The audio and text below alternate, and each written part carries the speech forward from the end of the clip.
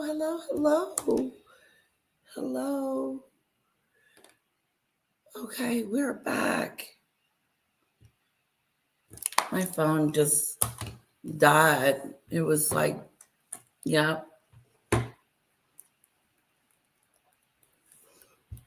I saw my mom yesterday.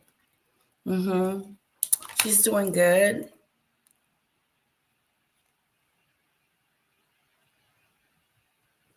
I'm going to drop off a little bit Friday and then pick her up.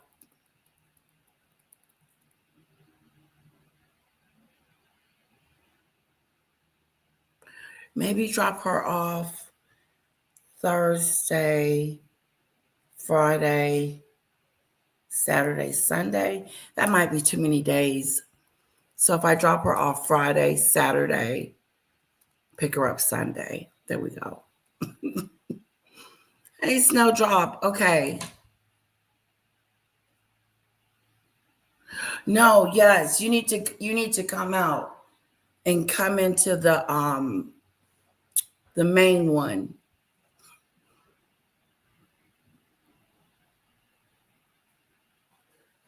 Okay. Yeah, you're on the mobile one. Okay. Let's look up Funky Dineva real quick.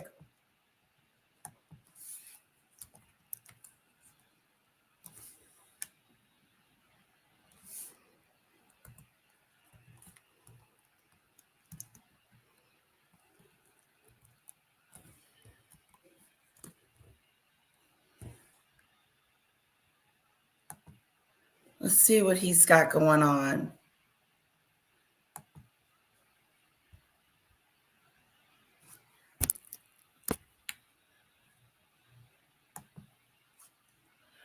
Okay, let's see.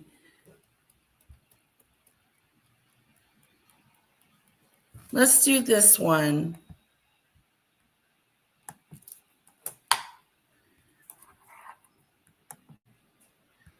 Hold on. Hello to love.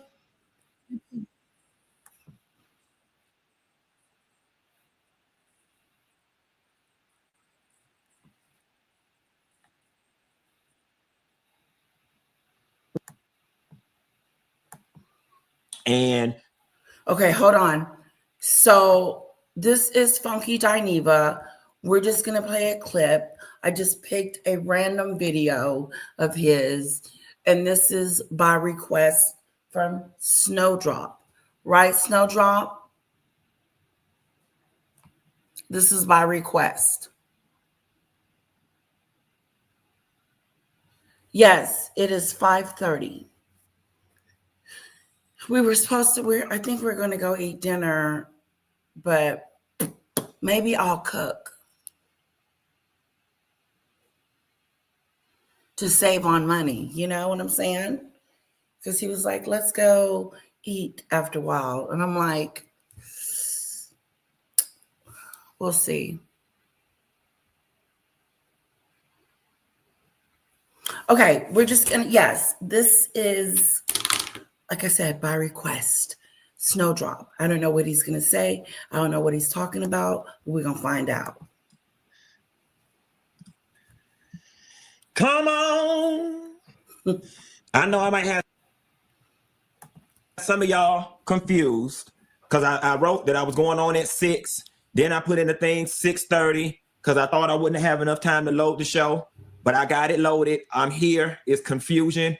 This whole week has been confusion. This whole month has been confusion. I'm already ready to throw the whole month of March away. Let me give y'all some updates. What's been going on? My aunt has been in the hospital now for over a week. She just went back home today. She had a wound on the back of her heel, and the wound was open. We had her going and seeing a separate wound doctor. She went for her last appointment. The wound was closed up and doing real good.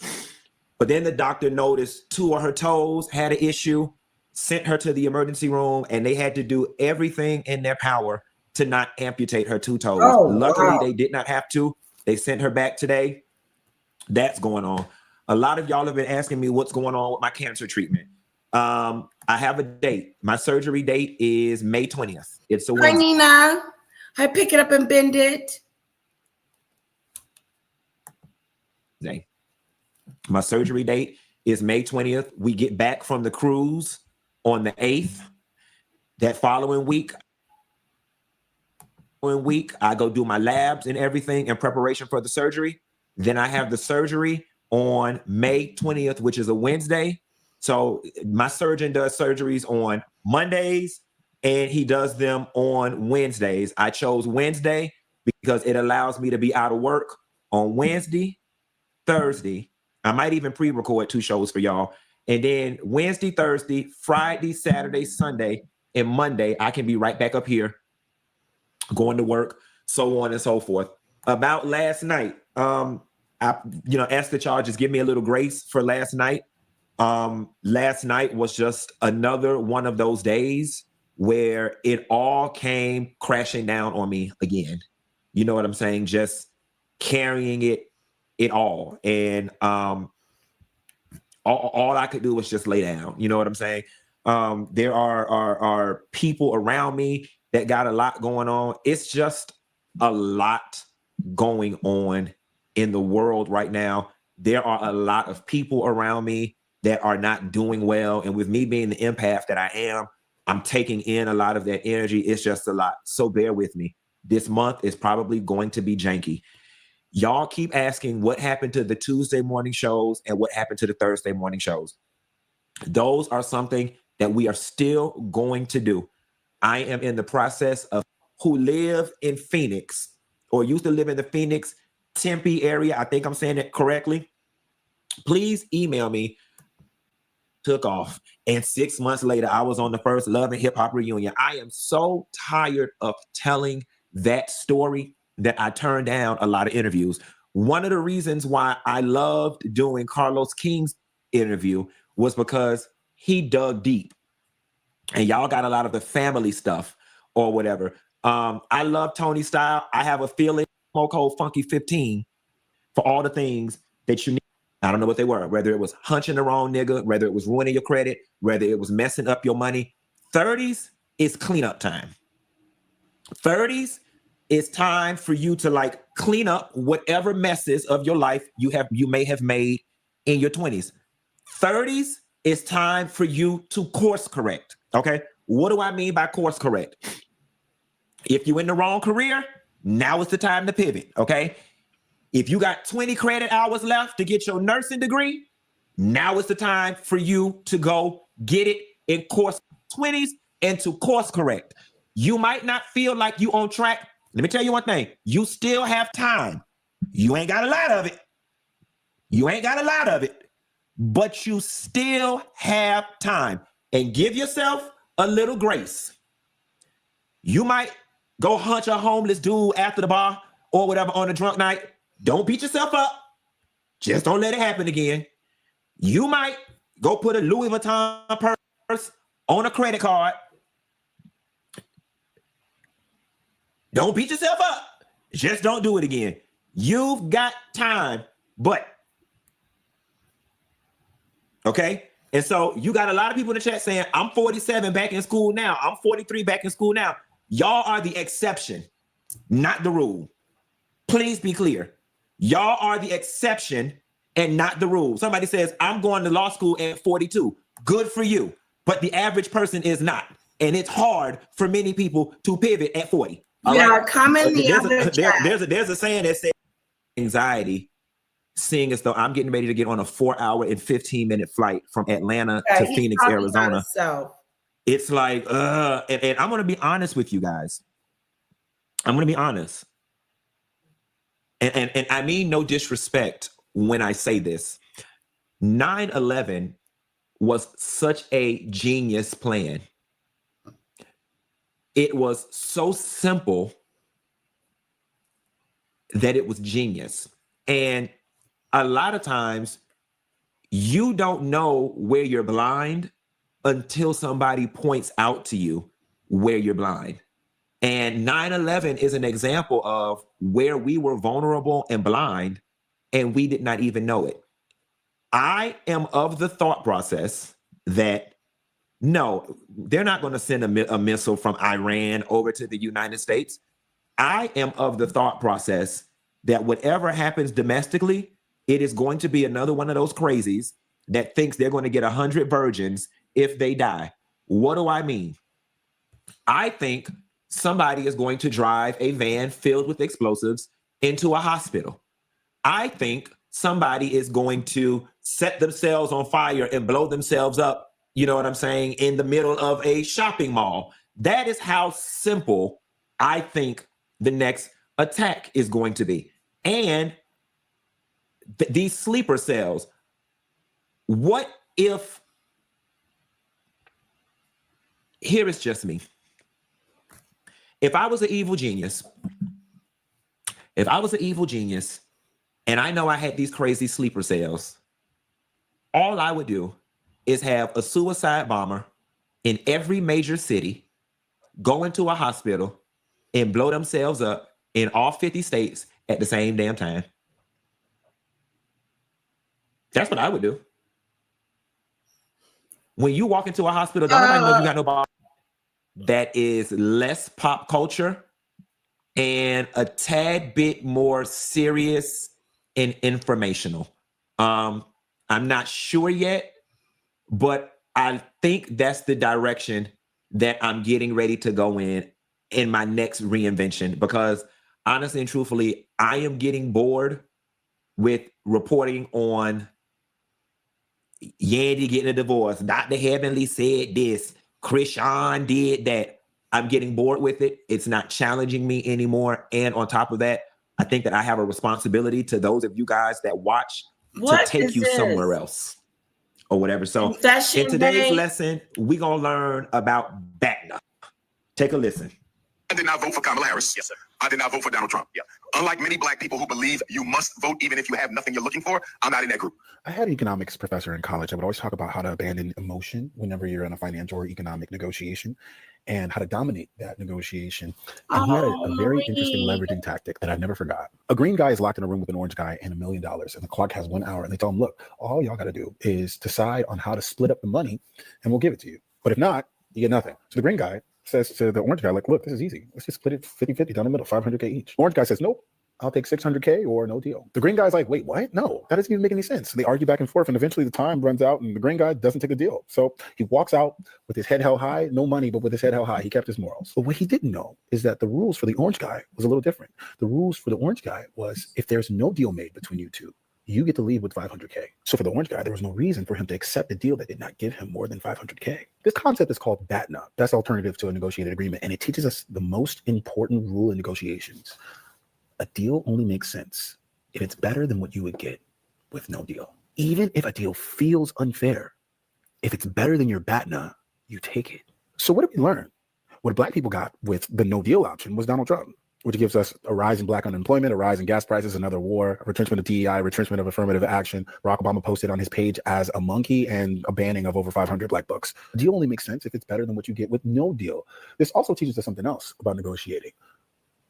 The rules that you're negotiating under ain't always the rules that your opponents are negotiating under. Oh yeah, and black people are always under different rules. So when we were listening to a white leftist talk about never vote for Kamala during the election, think to yourself, were they communicating to me under the shield of their father's loft in Williamsburg and under the shield of a Democratic mayor and a Democratic governor passing progressive policies? And with the tangible consequences of this president affect them the way that it would affect me. You see, they're saying they can't vote for a candidate because they haven't fallen in love with them. But our ancestors knew something very important. We don't get the privilege or the luxury of falling in love with our political candidates because this political system don't love us. Politics ain't a love story for us. It never has been. It's a business deal, a negotiation.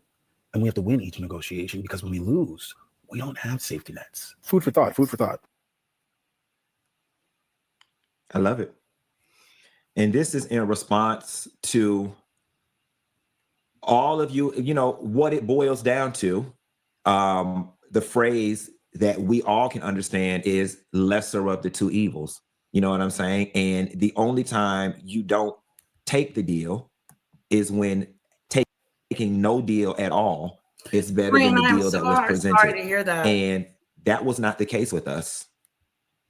there were so many of us that were Black people Right. who were so, I'm not voting for Kamala. You need to check what she did. She put. Happy Mother's Day. Happy Mother's Day. I'm going to give him 10 more minutes and then we're moving on. Happy Mother's Day to all the mothers in the UK. Put some hearts and flowers in the chat for the mothers. Yes, yes, yes. And Maureen, I'm so sorry to hear that, but I'm glad everything is okay.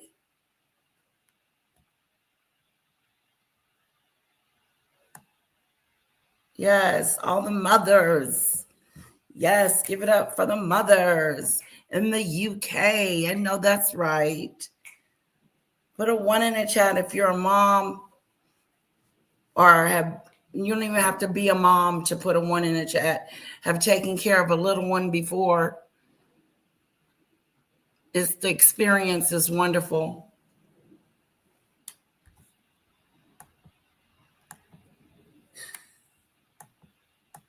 She put so many Black people in jail. She did. I mean, y'all had y'all reasons, and I can't take people's reasons for not voting.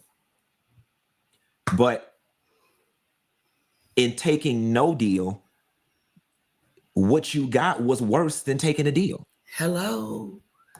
I have a group of people that I know that did not vote because they said that they did not like Kamala. And I'm like, okay, so you rather have the lesser? You rather give it over to someone that is going to give us some hell? And I don't care who you are. I don't care if you're a Republican or a Democrat or a leftist or a rightist or whatever. You have to admit that our presidency is not going as planned at all, that we did not vote for this. And the Republicans have to get out of denial too about the situation. I'm just saying. You know what I'm saying? Unfortunately, for Black people, yes, many times we have to take the lesser of the two evils. And I know that there are, people out there like my girl Amanda Seals and other people out there that are like, it's time for Black people to stop taking the lesser of the two evils, and we got the power and we got all these different things, so on and so forth. And it's like, okay. And so I got the real doc right here, says, and still wouldn't vote for her. And I wish I had a way to bring you on the show right now, because I would love to respectfully engage you. And I just don't understand how, in witnessing what we're witnessing right now. Okay. Thank you, Funky Dineva. Let me just scoop it. Let me see what else. A slew of other things going on. Somebody says, it seems that you have an unconscious bias against Black girls. Well, I don't know how you deduce that from this, but here is the thing. We're going to move on from Funky Dineva. I want to get to the Telly. And here we are with the Telly. He does a lot of them. Which one should I pick? He's got Real TV License, Goon Visit, episode 8, 2 years ago. Should I go to videos?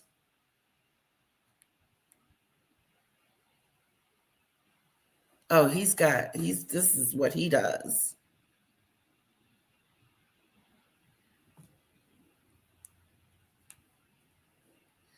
Okay, wait.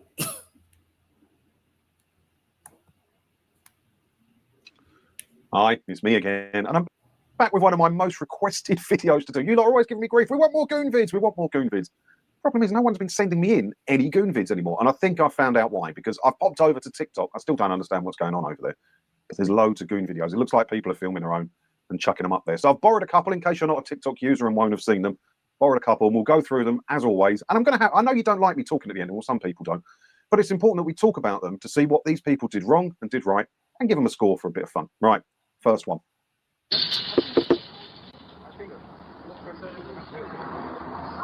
What's that? Hi, mate. You're right. Mr.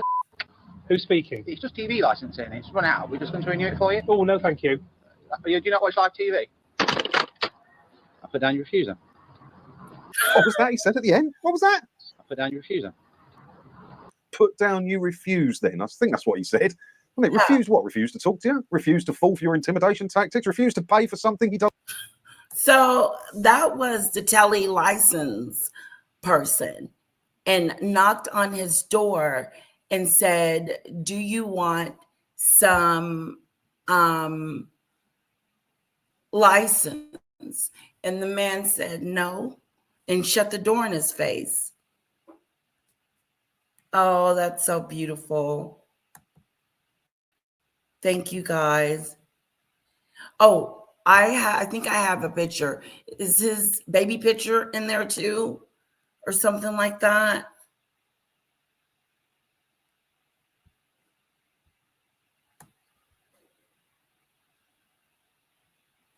Let me see. William. I put William in. Ooh. I don't see the video, the picture of him and his mom. It must be on their website. Let me try something else. William's picture with his mom.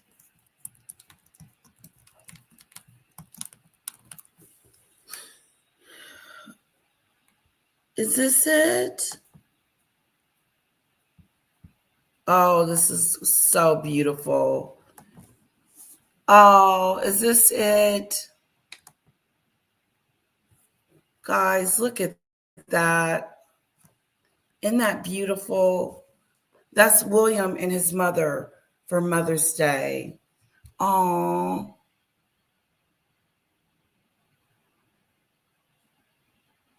I love it. I think it's perfect.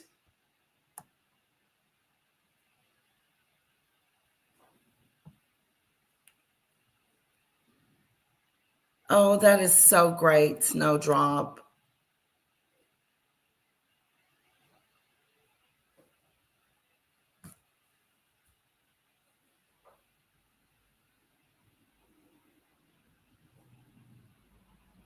Oh, sorry about that too, Cassandra. We do have some blessed people in the house. You and Marine, that's something else. It is. I can imagine. Oh, you guys are some beautiful survivors. Very strong women. Who? When you say what? When I said what I said about the group of people, didn't vote for Kamala. And since they didn't vote for Kamala, we ended up with him. Yeah, they didn't want him. My group of people didn't want neither, but instead of voting for one,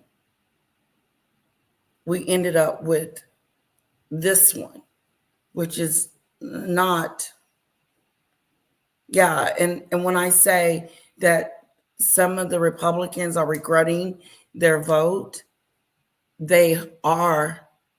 If you want, I could pull some people up. I'm sure it wouldn't be hard to find.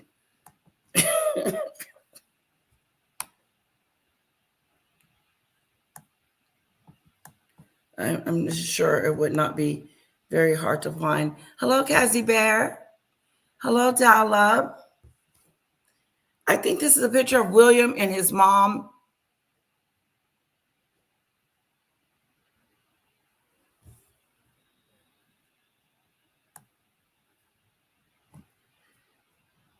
Is this not it? It's pretty anyway.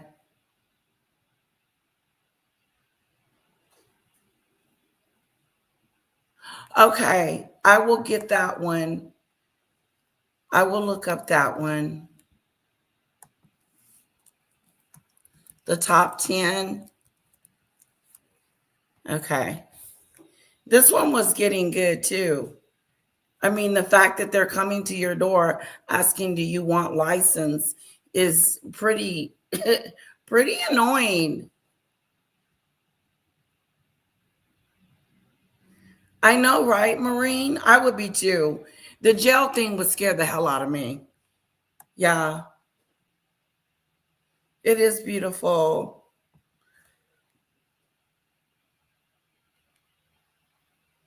I don't know.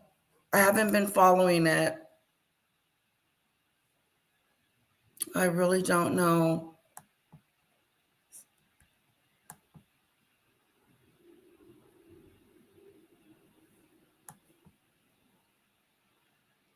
Yeah, it's adorable.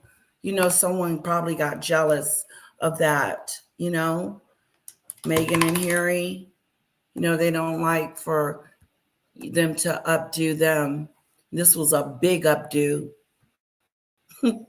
This was a big one. Okay, let me go back to the TV license. And then I'm going to look for the top 10 lies that people tell.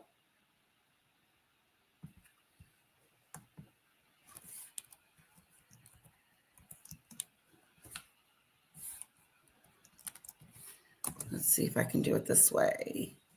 Here it is. Top 10 most viewed TV shows of the last 10 years. No.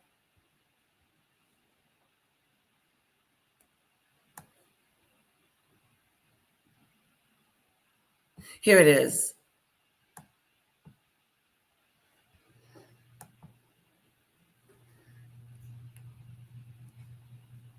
Here are the top 10 lies. Oh, hang on.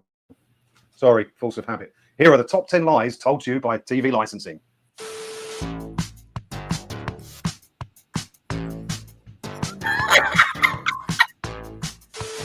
You can be caught watching TV by a detective van. Detective van. No, you can't. Although that's what it's called. That's what Demon Dictator called it. A detector van. They go around and they detect to see if you have license or not. Although there were some vans with TV licensing or detective van written on them, they never really existed, and it wasn't really possible to tell what you were watching. Now, in the history of the prosecutions for TV licensing, no one has ever been prosecuted with evidence given by a detective van. So that tells you everything you need to know, doesn't it? If they had these vans, why would they not use the detective van? If you fail to get in touch, you risk prosecution. Now, on some of the letters they send out, they try and be as threatening as possible. Did you if hear you don't talk what to he us, you risk said? prosecution. Utter nonsense. If you want to speak to these people, Did you hear what he said? He said, you will come across, I'm going to slow it down because he's talking a little fast. The detective vans, okay, they're come around and detect to see if you have it or not. Let's go back, okay? I don't want to miss it. I feel like he was going too fast. Anyway, they have a van that goes around and detect to see if you have license or not. That is some like a radar.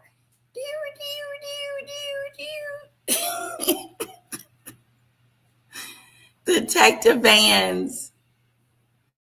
They're not real. Yes, that's what Demon Dictator said.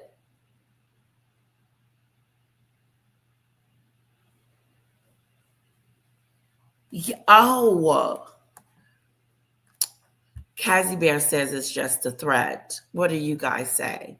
Maureen says she doesn't want to get caught without hers because she just don't want to have the hassle. But the mere fact that they would even put that on a letter is enough, that they would even threaten you. Prosecution, if you don't get your license for your telly. As kids, Demon Dictator says, as kids, we used to knock on all the doors and say the detector vans are coming. Oh, shit. Were they really coming, Demon Dictator?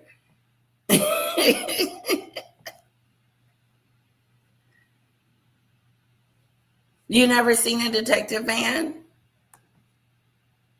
Cassie Bear says she's never seen one.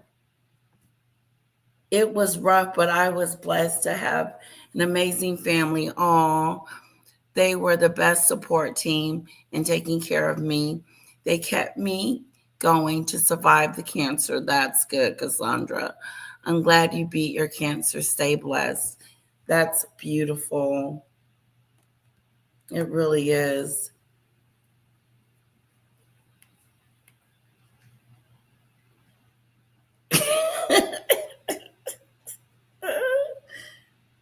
So, yes, I think after a while, people didn't think the vans were real. Well, let's see what he has to say. Detective. No, you can't.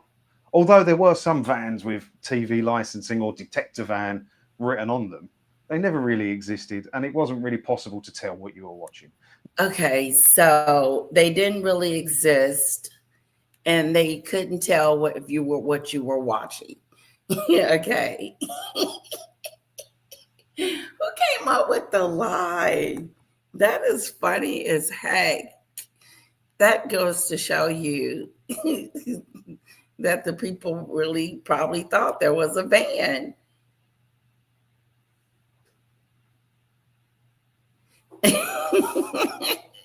The BBC had you working for them as kids. I'm back watching and listening while cleaning, reeling, and repotting my bloom lads for outside display. Oh, look at you all in the garden and garden it, Michelle. Could and may are not definite, just a threat. That is so mean. Now, in the history of the prosecutions for TV licensing, no one has ever been prosecuted with evidence given by a detector van. So that tells you everything you need to know, doesn't it? If they had these vans, why would they not use the evidence from them? If you fail to get in touch, you risk prosecution. Now, on some of the letters they send out, they try and be as threatening as possible. And they say, if you don't talk to us, you risk prosecution. Utter nonsense. If you want to speak to these people, it's completely optional. If you want to, you can. If you don't want, that is very scary to say, I'm going to prosecute you if you don't have your Telly license. Like, that is like not fair. I was going to glue all my TV license letters together in the form of a tree, but now they just go straight in the fire.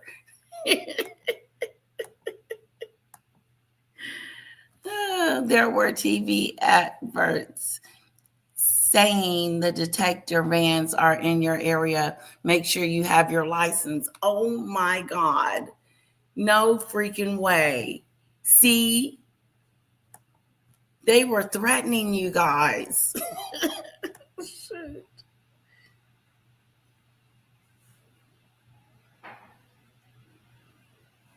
Oh, I'm not buying what you're selling, and shut the door. I can see that, Cassie Bear. I can definitely see you doing that. It's 180 pounds. I think that's what Maureen said. That's how much the Telly license are. Yeah, that's really a fear campaign, because I would have been scared. I would have been like, look, we're going to be prosecuted. It says it right here on this form. Shoot. If we don't get the license, we're going to jail. Oh. have to. They're just trying to scare you. You must respond to our letters. Ooh. Again, it's completely optional. All they're trying to do is scare good people like you and me into paying for a service that we may not need. You must. Don't be scared by their letters. They're completely optional if you want to talk to them. If you don't, get rid of the letters, throw them in the bin, shred them, compost and burn them. Whatever you want to do, just do that. We may visit you to check whether you need a license or not. Now, if you've declared you don't need a license, or if you're just blanking them, you may very well get a visit from the people called the goons.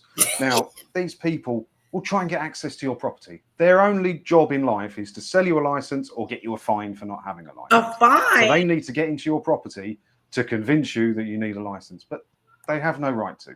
So the standard advice for this is just close the door. So be polite, get the door closed. Do not sign anything that they ask you to sign. Just shut the door. They don't need to enter your house. You don't need to prove anything to them. Get the door closed. TV licensing may imply or even clearly say, I'm not from TV licensing. Now, when the goons come at your door, they might say, I'm not from TV licensing, or just imply it. But in fact, their charter states that they must clearly identify themselves. So this is probably just a tactic to get access to your property so they can try and sell you a license. These guys are sales agents. That's their job. And when was the last time you let a sales agent who randomly knocked on your door into your house? So get the door shut, don't sign anything, don't talk to them. TV licensing consistently say you may be fined up to £1,000. In reality, the average fine is about 176 quid. But the giving out of the fines is a very rare thing indeed. Not that they want you to know that. They want you to think they're fining people all over the shop so that you'd be scared enough to pay for a TV license. Don't worry about it. On the TV licensing website, they state if you use Amazon Prime or Now TV or YouTube, you need a TV license. Now, they've worded this in a way to scare normal people into paying for a license they may not need. If you read it carefully, it does say that if you watch anything live on these services, you need a TV license. But many people don't read it carefully. So they just see, oh no, Amazon Prime, Now TV, they've covered it, now I can't go license free. Don't worry. You can watch live TV on Now TV especially, but there are some live sports and things on Amazon Prime as well. But if you don't use that service, you don't need a TV license. So you can use Now TV all you want. You can use Netflix, Amazon Prime, all you want. Don't worry.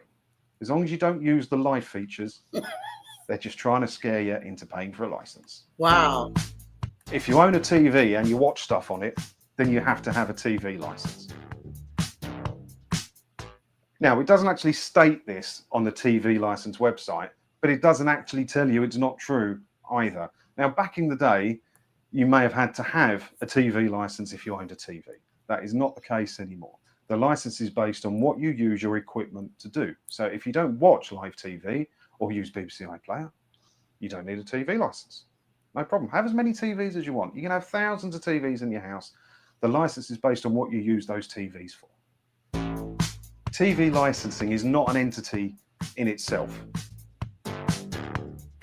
That's right. TV licensing is just a brand name from the BBC. The BBC have full and total control over TV licensing. They employ a third-party company called Capita to police it and to enforce it. But it's all BBC. You can't film me without my permission. Now, many people who get visits from the goons do like to film them. And in many ways, it's not a bad idea for your own security and your own protection to show that they're not trying to fit you up. But many people do try and have an argument on their doorstep so they can put it on YouTube. I don't agree with that part of it, okay? But the goons will say to you, if you start filming, you can't film me without my permission. This is utter nonsense. If they're standing on your property, you have every right to film them. They can't say no. But even if your front door walks straight out onto the pavement, for instance, and they're standing on the public street, you can still film them without their permission. It's allowed to film people on a public street without permission. So don't worry about it. If you want to record it for your own safety and security to show you're not getting fit up or anything, then you film it and you don't worry about what they say about it, all right? So just a quick video today. That was the top 10 lies told by TV licensing. Do you have any others? If you do, leave them in the comments below and maybe we'll do a follow-up to this video as well. That was fun. Thanks for watching. I do like this one too. The one we were just watching, and it said, Hold on.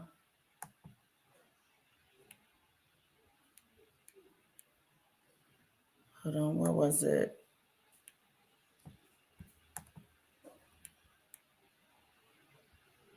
They're finally coming for me. He's got the red slip. He's got a red slip. Search warrant threat. Ooh. Okay. Let me know if you want to see another video, or let's move on to Nancy. Okay. I think it's just interesting and hilarious about the Telly license. But he's got a red slip and everything.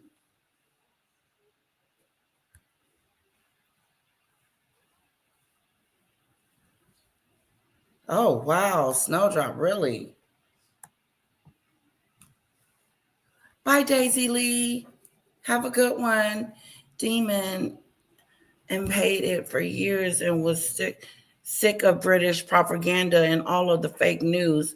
So they stopped paying and the letters now go in the bin. Oh, boy. Canada and my data breach lawsuit with them.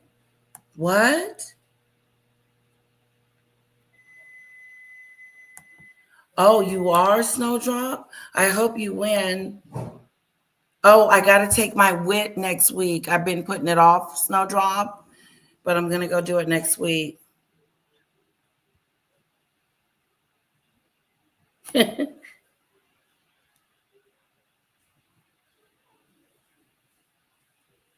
Wow, they gave you a license at the checkout. Wow, I told them if I can't buy a TV and pay to block out the rancid PDF basic BBC, I might buy a TV. Okay, let's move on, guys. Okay, let's see what's going on with Nancy. Like, do they know anything new going on? Is there anything new happening? I enjoyed that, though. I could watch him again.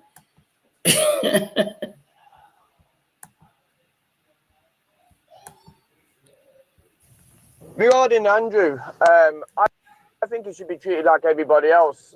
If this was... We will check on Andrew at some time. I don't know when, but let's see what's going on with Nancy. Fox News alert, the FBI has recovered new images from Nancy Guthrie's home cameras. Pictures from her front door, driveway, and backyard show people and cars in the days leading up to her disappearance. But they're still missing critical footage of the night she went missing. And sources say that's odd. No drop. And the FBI says they don't have any plans to release the new images. And they're still hunting for new leads. They've even reportedly questioned employees at a Mexican restaurant where Nancy taped a segment with Savannah for the Today Show months before she vanished.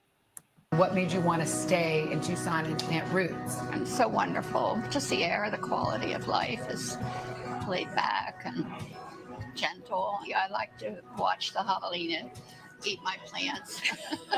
But the best thing about Tucson is coming home and Yes. seeing you guys. Should we raise a glass? Prickly Pear Margarita? Cheers. Cheers. Cheers. Love you. Love you. Nancy's been missing for 6 weeks now. Police still don't have any updates. The sheriff, he's still talking, telling Tucson, lock your door. We believe we know why he did this, and we believe Here is that he was incompetent. targeted, but we can't. We're not 100% sure of that, and so it'd be silly to tell people, yeah, He's incompetent. He don't know what. don't worry about it. He don't know what the heck is going on with Nancy. If he had given it over to the FBI in the beginning, in the first place, and not contaminate the crime scene, then we would know a little bit more. I think you failed us, Sir Charles. What's his name? I called him Sir Charles. You're not his target. Don't think for a minute that because it happened to the Guthrie family, you're safe. No, keep your wits about you. So this was Yeah, don't worry about it. You're not his target. Don't think for a minute targeted, but we can't. We're not 100% sure of that. And You don't know nothing. He doesn't know anything. Are you kind of frustrated with his situation? We believe we know why he did this, but I'm not going to tell you why. Really, Lisa B? Tell us. And who is he? Nancy Loves looks like a very warm and loving woman. She does. Lay back, to herself, just, retired, doing her thing and loving life. He is talking stupid, talking about don't count the fact out. This could happen again, because they don't know if it was either random or if it was planned. This sucker was planned to the T. She lives all the way out there in Timbuktu. Ain't no crime out there. You leave your front door open and your garage door open, and well, you really don't. And she had security. She did.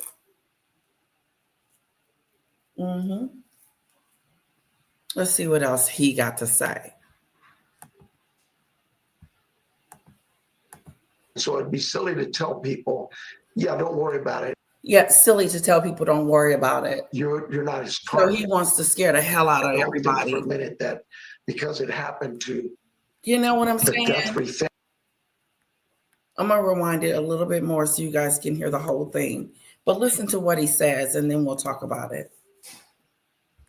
For a minute that because it happened to the Guthrie family, you're safe. No, keep your wits about you. So this was a targeted hit, but neighbors should be worried? It's been almost 2 months. We need more answers. That it was targeted, but we can't. We're not 100% sure of that. And so it'd be silly to tell people, yeah, don't worry about it. You're not his target. Don't think for a minute that because it happened to the Guthrie family, you're safe. No, keep your wits about you. So this was a target. You know what? The more he talks, the more he sounds, the more incompetent he gets.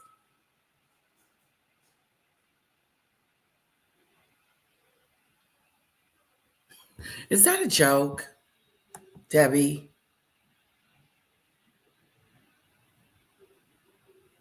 Yes, he should. He's talking about, I don't know if it's being targeted. You should know that or not. And then why is he scaring the hell out of the other neighbors? They already know to be on guard, to be on lookout, to be on what's the name. I'm sure I would be. But the mere fact that he's scaring the hell out of them doesn't help. Oh, keep your wits about yourself. That's okay to say. But don't get too comfortable because he could come for you too. Okay. Targeted hit, but neighbors should be worried? It's been almost 2 months. We need more answers. The sheriff only has Right, Debbie. We need more I answers. think from day one, we had some strong beliefs about what happened, and those beliefs haven't diminished. Do you believe it was a burglary gone wrong? I'm not going to get into those theories. We have our beliefs. Everybody else has theirs. So no. I mean, what? Did that help you out of any? Did that give you any more help with what's going on? We have our beliefs, but I'm not going to tell you. We have our theories, but we're not going to tell you. We're doing this, but we're not going to tell you. You have your theory, but you keep saying you have no leads. So which is it? Hello? Which is it? I'm like this gentleman here on Fox News. What is going on here with the investigation? what is going on with you finding Nancy? Why is it so difficult? There's a $1 million reward out there. There is something fishy about this whole situation. Exactly. What the heck? What the heck are you talking about? He sounds like he's mumbling. He sounds like Meghan. I think from day one, we had some strong beliefs about what happened, and those beliefs haven't diminished. Do you believe it was a burglary gone wrong? I'm not going to get into those theories. We have our beliefs. Everybody else has theirs. So no updates, no suspects, no clue where Nancy is. Is the case cold? We hope not. We're still praying for Nancy and her safe return. Chris Swecker is a former FBI assistant director. So, Chris, they've been showing, I guess, an ability to extract more images from the home cameras from all over the place, but nothing new from that night. Is that weird? Well, I think it depends on whether those are motion-activated cameras, which I think they are. And if the FBI, and I think the FBI is in the lead here behind the scenes, if the FBI thought those videos could help solve this, I mean, help the public, help us solve the investigation, they would do that. But they're not releasing it. That tells me that they don't think it's all that relevant, or they're running it out themselves first. But every time the sheriff talks, I get less and less confidence about the investigation in this case. What do you make about looking more closely at this Mexican restaurant? I think it's a logical lead. You know, we've been sort of play-by-playing this investigation since day one, and all these little things come out in dribs and drabs. It's hard to get excited about any one particular lead at this point, or any one particular overt investigative act, and that's what we're seeing now is, you know, sparsely spaced out now, but overt investigative acts get noticed, and we make a lot out of it. But I just don't see that as being a breakthrough or representing a breakthrough in the case. Is this case cold? I don't know if we can call it cold, but I would call it lukewarm and cooling off pretty quickly. I think they're still going through a lot of data. The FBI analysts in the background are crunching through a lot of the data. I think the video is painstaking because it has to be real time, you know, frame by frame review. And I think there's a lot of it to review. And I think there's a lot of stores in the area and outside the area looking for that merchandise that was purchased. And that has to be, you know, reviewed by analysts as well. 40,000 tips and leads. They're still chewing through all of that. So I still hold a lot of hope that something's going to match up. Some pieces of evidence are going to link together, and we'll get a solution to this case. What's your read on the sheriff? I think the sheriff's all over the place. You know, he does have a reputation.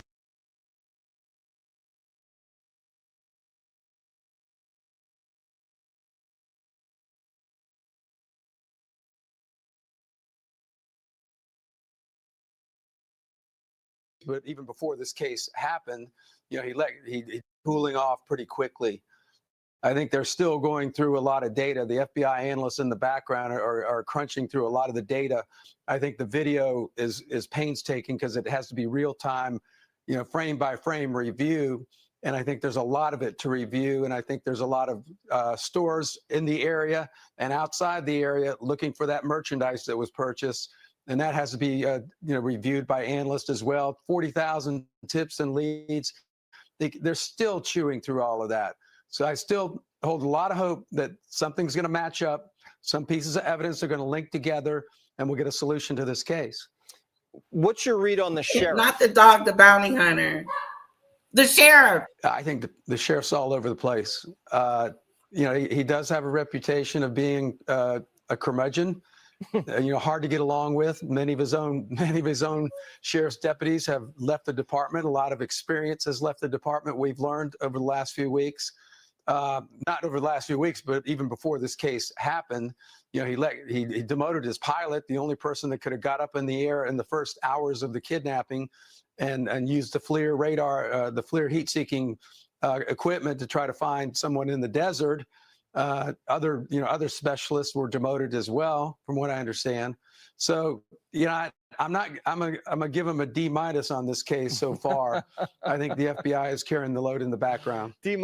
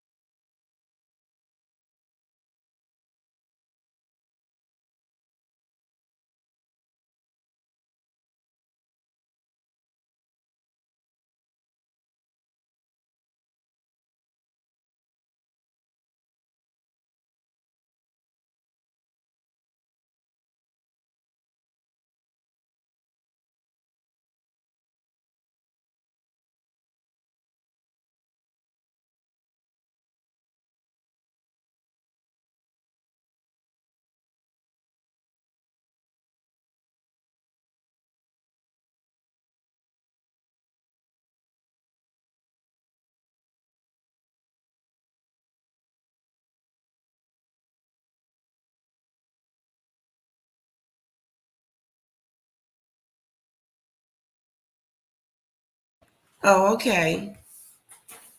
Yeah, just totally. Now, I believe that this sheriff is now my number one suspect,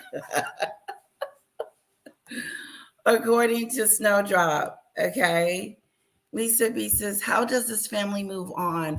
I would not be able to function if one of my parents vanished and no answer. I know it would be very difficult. I think we need to organize a search for the sheriff's brain. He's not doing good. I say a theory is okay if there is evidence to support it, and it still might not be right. Good point, Debbie. But it's okay to have a theory. Yeah, I was muted. Thank you. Thank you.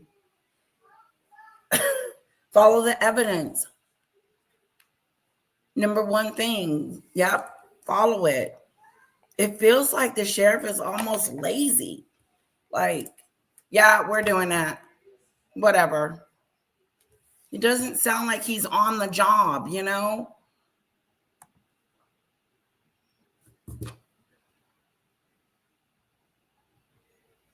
Yes, he should tell us. He's being very vague about what to tell us. They dropped the ball from day one. FBI should have been involved in a search party, should have went out right away, not 3 weeks later. What a mess. Okay, guys, guess what? AT2 did a video on Meghan and the whole. I want to know, do you guys want to watch it? Because I think it would be a good deep dive if you guys want to do that. But they're talking about Meghan, and when Meghan came and said that she was the racism situation, and all of that is in this one thing, and you can see what other people think other than us, because AT2 was almost on the royal Meghan side, if you will. You guys want to see it? Put a 1 in the chat if you do. Put a 2 in the chat. Okay. I love it. I love it when you guys just say yes. Let's go for it. Let's do this. Oh, man. That's tough coming from you, Chris. We appreciate always your analysis. Again, we're just waiting for a safe return and praying for Nancy. Be sure to like and subscribe. Okay, where was it? Here it is. The View owes Sherry and Underwood an apology after this on-air stunt. Okay, here we go. What's up, everybody? It's your boy AT2 here. Sorry about the technical difficulties. My internet was Hello, everybody. Hit that like button, subscribe to the channel. Hit the like all button, that good guys. stuff. So, like I said, earlier in the week, I had posted this clip of Cheryl Underwood being caught off guard and set up by The View. She was asked about her beef with Sharon Osbourne. Mind you, the segment had nothing to do with Cheryl Underwood and her issue with Sharon Osbourne. However, they decided to bring it up, and you could tell this was a total setup by The View producers. Now, I want to go ahead and show the clip, and then I'm going to take y'all back to a few years ago when her and Sharon, and I don't even want to say they got into it. Sharon basically screamed and reprimanded Cheryl for calling her out on her BS. So we're going to go ahead and take a look at the throwback clip after we watch this. Okay. We have to watch the throwback clip. Do you remember when Sharon Osbourne was on The View, well, on her show, and she was trying to defend Piers Morgan from the statement that Meghan had made about suicide, unaliving herself, and also about Archie's skin color? Well, Piers Morgan didn't believe it, and Osbourne spoke up, and she ended up losing her job or walking out. But they're talking about that moment. And so, and then we're going to fast forward it and watch the actual what happened with the incident. Does that make sense? Put a 1 in the chat if you guys are with me. If not, I'll explain it again. But I want to make sure we're on one accord. All right, good. So we're going to watch her trying to explain what happened.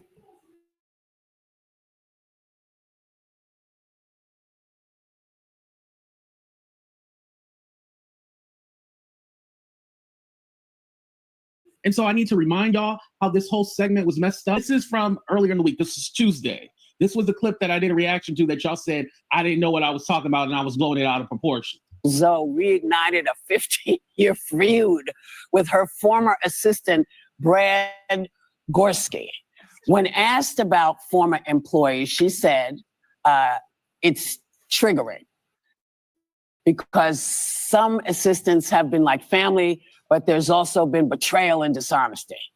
Gorski responded on Instagram posting that it, quote, is triggering for assistants too. Oh. So if everybody's triggered, what do you do? Yeah, they're beefing. I think it's about whether or not you can really reconcile with someone who you've had, that kind of public argument with, public disagreement. I'm gonna turn to you. Okay, because I remember about 5 years ago, you had an on-air, pretty big spat with Sharon Osbourne. Feud. It was a feud over race. Well, really, the only feud I like is Celebrity Family Feud. I like that too. Yes. I was on 3 times. I won twice, but I don't really like to.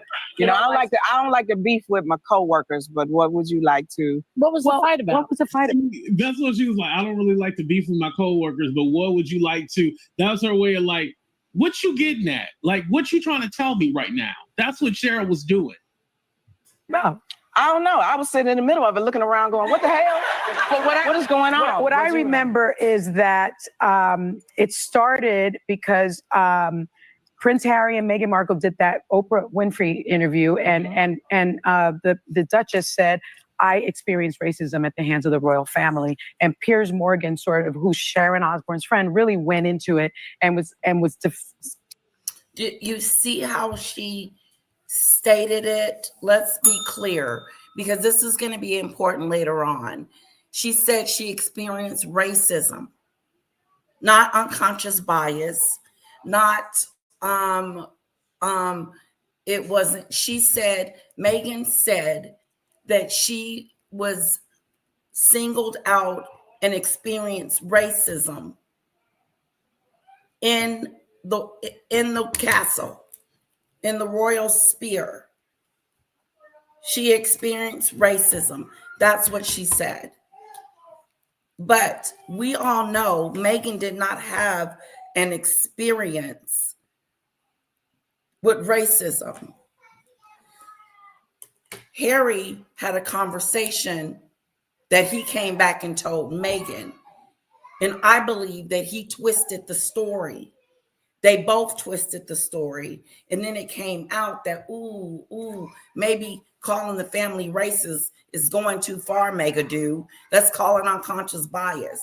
Then they changed it. But she said that racism. So that's good to remember. Defending the royal family and saying that that was not racism. And I think at that point, Sharon Osbourne got involved and defended Piers Morgan and said that there wasn't racism. Well, what I can talk about, because I am writing a book called I'm Fat Because of You, and this will be in the book, but I can say this. It was really a little bit before that, because Black Twitter, Black social media, undefeated, okay? It is. So Yes. what happened when you start talking about Meghan Markle, and I had said to Pierce when he came on the show, and to Sharon, y'all got to get off Meghan Markle. We will not let you drag her because her mama is from Windsor Hills. Yeah. Okay. So it sounds like this is part of the Sussex squad, in my opinion. Because when Meghan came over here, and after she did that interview, people were split. And when she say Black Twitter, I guess Black Twitter was saying at the time, leave Meghan alone. Black Twitter ain't saying that no more. I don't remember it saying it, but that's what she said.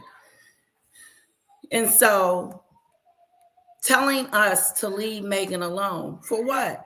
Meghan started this circus. She started this spectacle. She started lying. Just the other day, I said to myself that unbelievable that I'm keeping up with this con artist delude. I wasn't up to date with Dallas about who shot JR.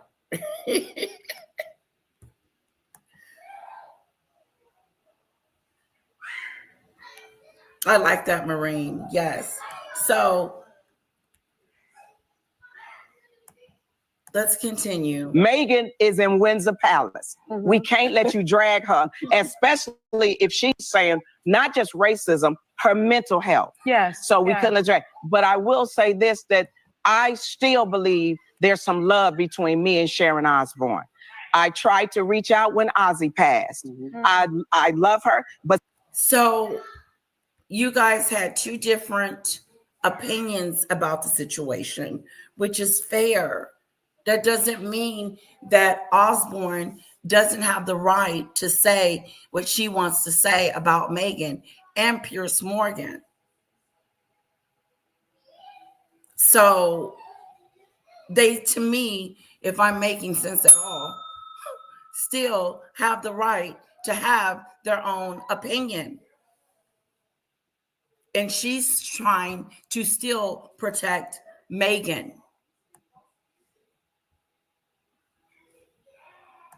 But sometimes you find out your coworkers, your colleague, or you hope that it doesn't get as big. But I guess my question to y'all is this a very watch this. Oh, sorry, you guys. very special episode of The View? Is somebody backstage? Is something about to happen? Is something? Is she back? Is she back there? Is she back? Come on out, Sharon.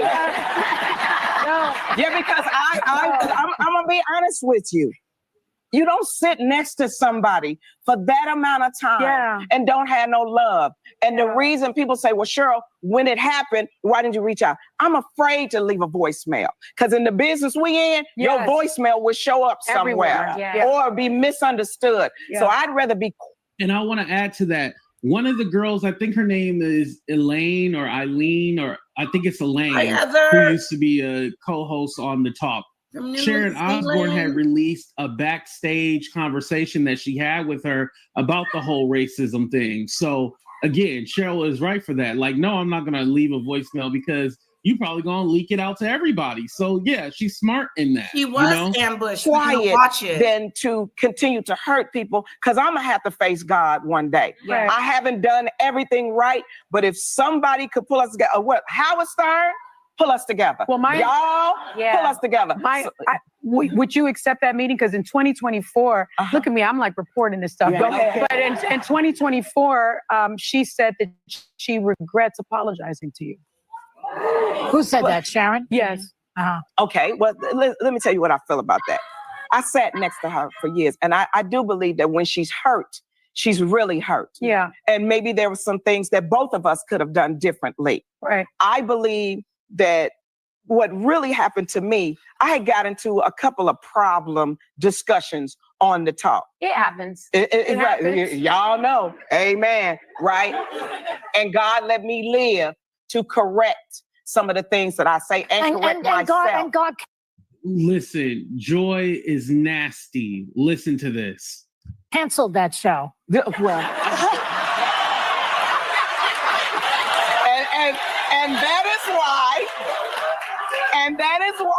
and that is why I'm on the I Need a Job tour, because I need a job. But Joy, you've had your situation with people, and that you don't have. How dare you? You're right.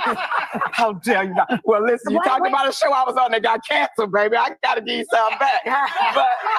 But what I'm saying, but I'm still here. Right? And I'm a guest, and I'm trying to come back. So, I'm trying to come back. But what I want to know, Cheryl, when you go, I'm fat because of you, and you looked at me, why are you fat because of me? That's the name of the book. The name of the book. But you were looking right over here. What did you want to ask? What I was going to say is it so often comes down to families deal with this all the time. And I think you have to have two good faith participants who are truly looking to accept their part. Yeah. And if you can't come to the table with... And Sharon was not a good faith. No, not at all. Still, like Sunny said, in 2024, she said she's not apologetic, like she doesn't care about Cheryl. So again, it is what it is. But the fact that Joy tried to say, yeah, and God canceled your show, do you not think that The View can be canceled too? Like, how dare you?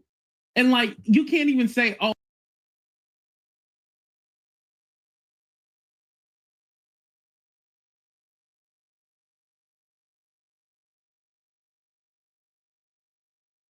that was wrong of her to do and come out with that smarter do remark about her show being canceled. How rude and disrespectful. Ill. Like, ill. Like, that's not cool. Is it? At all. Okay, listen, I got a sound effect I'm going to do.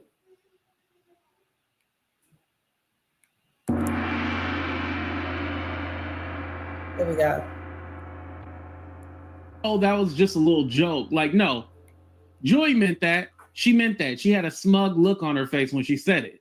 That you're only responsible for you, not the other person. That's right. You may never mend She's the way. our resident therapist. True, Thank but you. I will tell Paid you a lot this. of money for this. Thank you. Well, I will tell you this. I stepped in a couple of things. One with the Queens of Comedy. I have never been in a friendship relationship with a person, and it's gone so bad that I've never spoke to them again. Like, that's never happened to me before, except this time with Maggot. Like, and I don't really consider her a friend. It was fake. But that was a relationship. I feel like I was in a bad relationship. Hello, Paula. Come up. What's up? I am live. How are you? I sent you a little text to do and said, what's going on with Paula? No, we're talking about when Sharon Stone, is it not Sharon Stone, Osborne, the Osborne mom, and Pierce, she took up for Pierce Morgan. And everybody was coming after her on her show.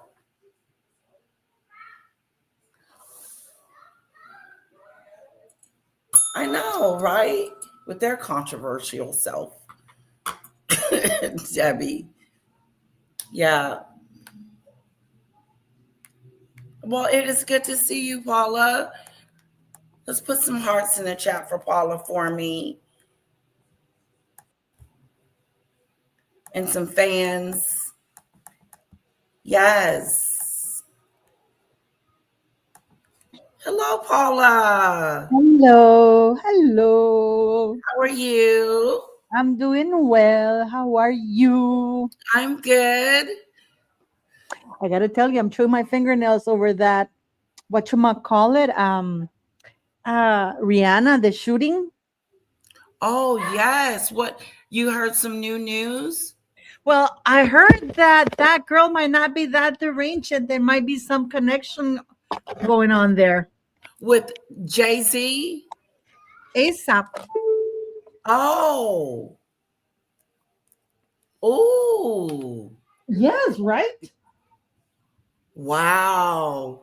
Yeah, with him and her had like a thing going. Well, it's just so weird, so random. Well, I thought so too at first. And then I saw her videos. Did you see her videos? Yes, yes, yes. Then that's when I started thinking that, okay, something's off here. Hello. Yes. Hello, how are you? It's just that I was like trying not to get Siri in the shot because she's bitching at me the whole day. Oh, trust me, I know about someone barking at you or fussing at you. Mine does. Yes, so that's interesting. I was going to talk about that a little bit, but they had mentioned Jay-Z.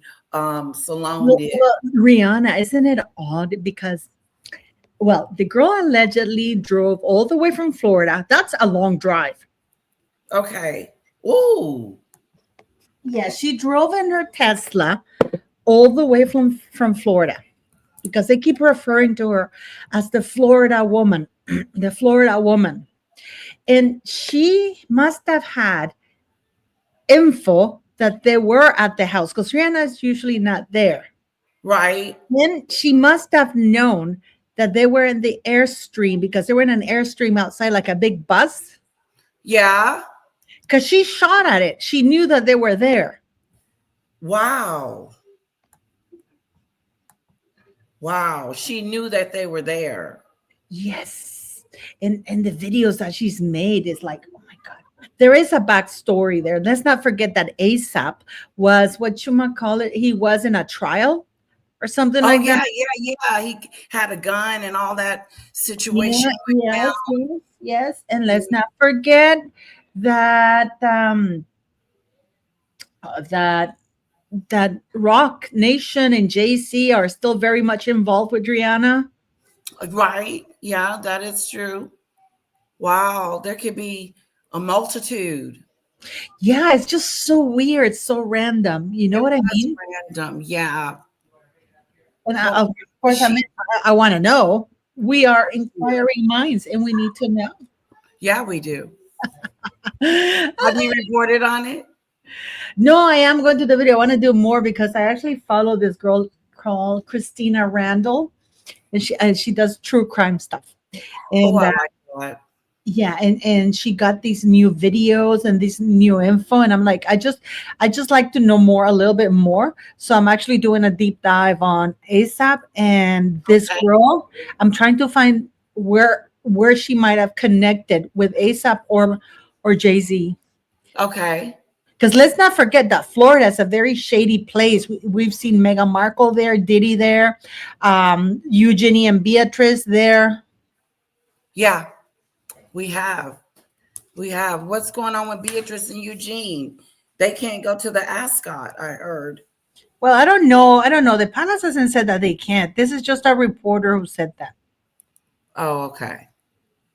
They're probably going to feel a little funny if they went, though, right? I don't know. They don't care. They have no shame. These people have no shame. It's like this reporter. Oh my God, Leticia, this reporter who considers himself a royal expert. He said that Princess Diana was preparing Harry to be king. I almost fell off my chair. That is such BS.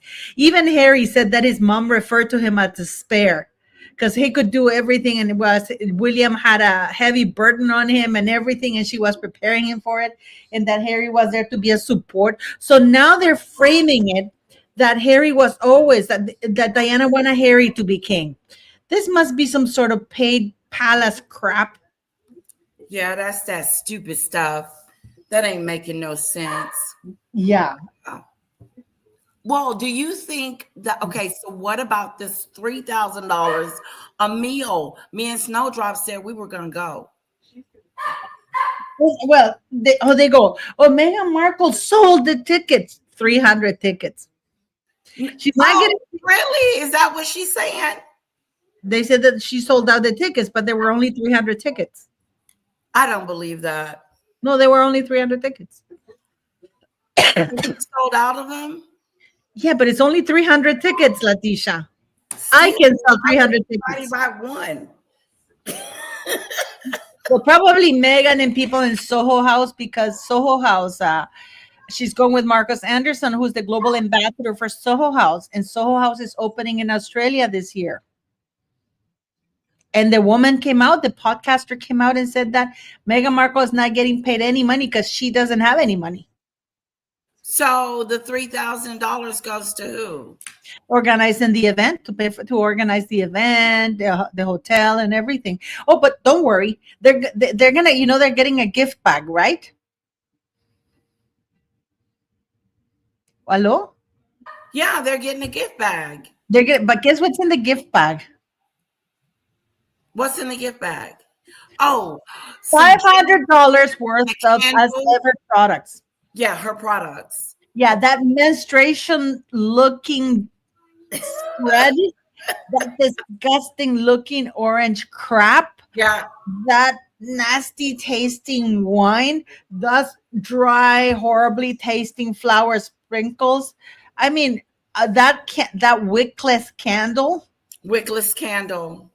So she's paying to go to the event. But to me, I believe that she has something darker with Soho House. Oh. Harry's only getting paid $50,000. That's nothing for this kind of man. That's it. Expenses. And I mean, just the tickets, the first class tickets to Australia from LA. Marcus is going.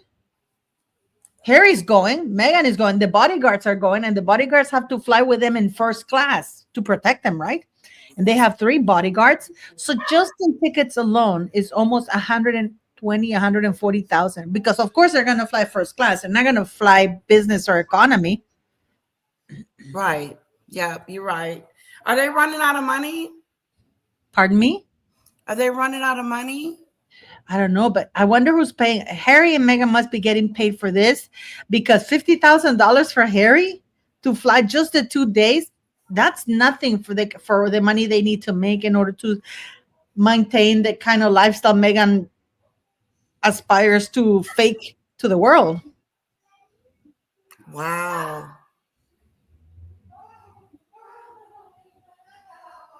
Can you believe that? Yeah, but Michelle is saying Meghan charged the event for the overpriced poor quality products. Yes, but even that's not much money. Telling me they're going, I think they're only doing it because they want to say, oh, we went to Australia and put it in the CV. Yeah, that's it. To just put it on her resume. Yep. Like she does. Because she's still building it for some reason. But half that stuff on there is fake-a-do. Half? You're being too kind, Leticia. You're being too kind. I am. I'm being too kind. A one-ball prince and a stupid woman, like, I can't believe, this is stupid. This is really, really stupid. And did you see Oprah? What the hell's wrong with Oprah? What? Where did you see her at? Well, it was Stedman's birthday, and then she took with Gail to Paris, and then she was walking, and they said that it was because of her heels. You're right. Something is really wrong with that woman. And then her bestie, John of God, was just sentenced to 118 years of prison. Oh, Is that Brazilian dude that she did a whole show with? yeah, the one that was Still, a healer or something, or he's in Brazil and he pretended he was. It's called John of God because he thought God was talking to him, and then yeah, it turns out that he was assaulting these women, and then yes. he was killing and selling their organs. Oh, wow. And Oprah flew all the way to Brazil because he wouldn't come over to the United States. And she did a Right. whole show. And now that the guy has been caught, Yeah, she didn't say a word. yeah, and the show is probably missing in action. You probably can't find the show anywhere. Yeah. Oh no, you can't. And then what? And Snowdrop is saying, what happened to the schools? I agree. Remember Oprah's school? Yep, yep. Mm-hmm. And them little kids, girls was being essayed, right? Assaulted. One of them was forced to have an abortion and stuff like that. Was Oh, horrible. Jesus. That is sad. Yes, yes, yes. And what else is new? And did you see the lawsuit against Harry, Meghan Markle, Jay-Z, Beyonce? I guess you don't watch my videos, huh? Beyonce, Tyler Perry, Kim Kardashian, Nicki Minaj, and Diddy. It was filed in Georgia on July 2nd, 2025. And they're all charged as named as defendants for trafficking, exploitation, censorship, threats. Wow. Yes, yes, Latisha. You know that? If I had been Harry and Meghan, I would have asked the judge to remove our names from that lawsuit, right? Yeah. But nope. And now the judge, they tried to have it dismissed because it's against JCB on set as well. They tried to have it dismissed, and the judge said, Satan, this is moving forward. So now, if Harry and Meghan have nothing to do with it, I don't understand why they haven't asked the judge. I would have filed a motion immediately. I don't want my name associated to Epstein. Yeah. And did you know that? You remember Rick Hoffman? No. Oh, yes. He is one of the lead actors in Suits. Oh, okay. Rick Hoffman was in an email right now with Jeffrey Epstein in 2014 when he said, is the plane ready to go from Vancouver to your island? Oh, wow. And Meghan took off with this Rick Hoffman while she was still married to Trevor Engelson. She took off with him to Paris. Oh, wow. And Meghan goes to Vancouver a lot. Hold on, sweetheart. That's okay. Don't worry. Well, Leticia is there. Did you guys hear that? Did you guys hear that? I was shocked out of my ass because I was like, oh my God. So Rick Hoffman is linked to Jeffrey Epstein, and he's been to Jeffrey Epstein's island. And Meghan Markle was in Vancouver, and don't forget that, what's his name? Marcus, Meghan's pimp, was also living in Vancouver. I think he still does when he's not pimping Meghan Markle around. Snowdrops, do you think she'll go private? I don't think she'll go private. Unless Ron Burkle gives him the plane, because of course, I really do think that this is linked to Soho House. You know what I mean? What do you guys think? Let me know what you guys think. Are you guys there? I don't know where Leticia went. I think Leticia's having a crisis somewhere. I don't even know why Oprah and Gayle don't come out. I don't understand why they don't want to come out of the closet, you know? It's such a weird thing. Did you guys watch the Oscars? Are you guys watching the Oscars? Hello? Thank you. You're there, yes. So Rick Hoffman was caught going to the island of Jeffrey Epstein. Okay, let me see if I can show you who he is, because once you see him, you'll know who he is. Once you see him, you'll know who he is. Okay, let me get here because I have the likes here. Let me see. Okay, bye bye, little lamb. How do you know it? Statman's at home. He didn't. He do a low profile. Okay, I'm going to share this with you here and see if you want to share this. This is from on X.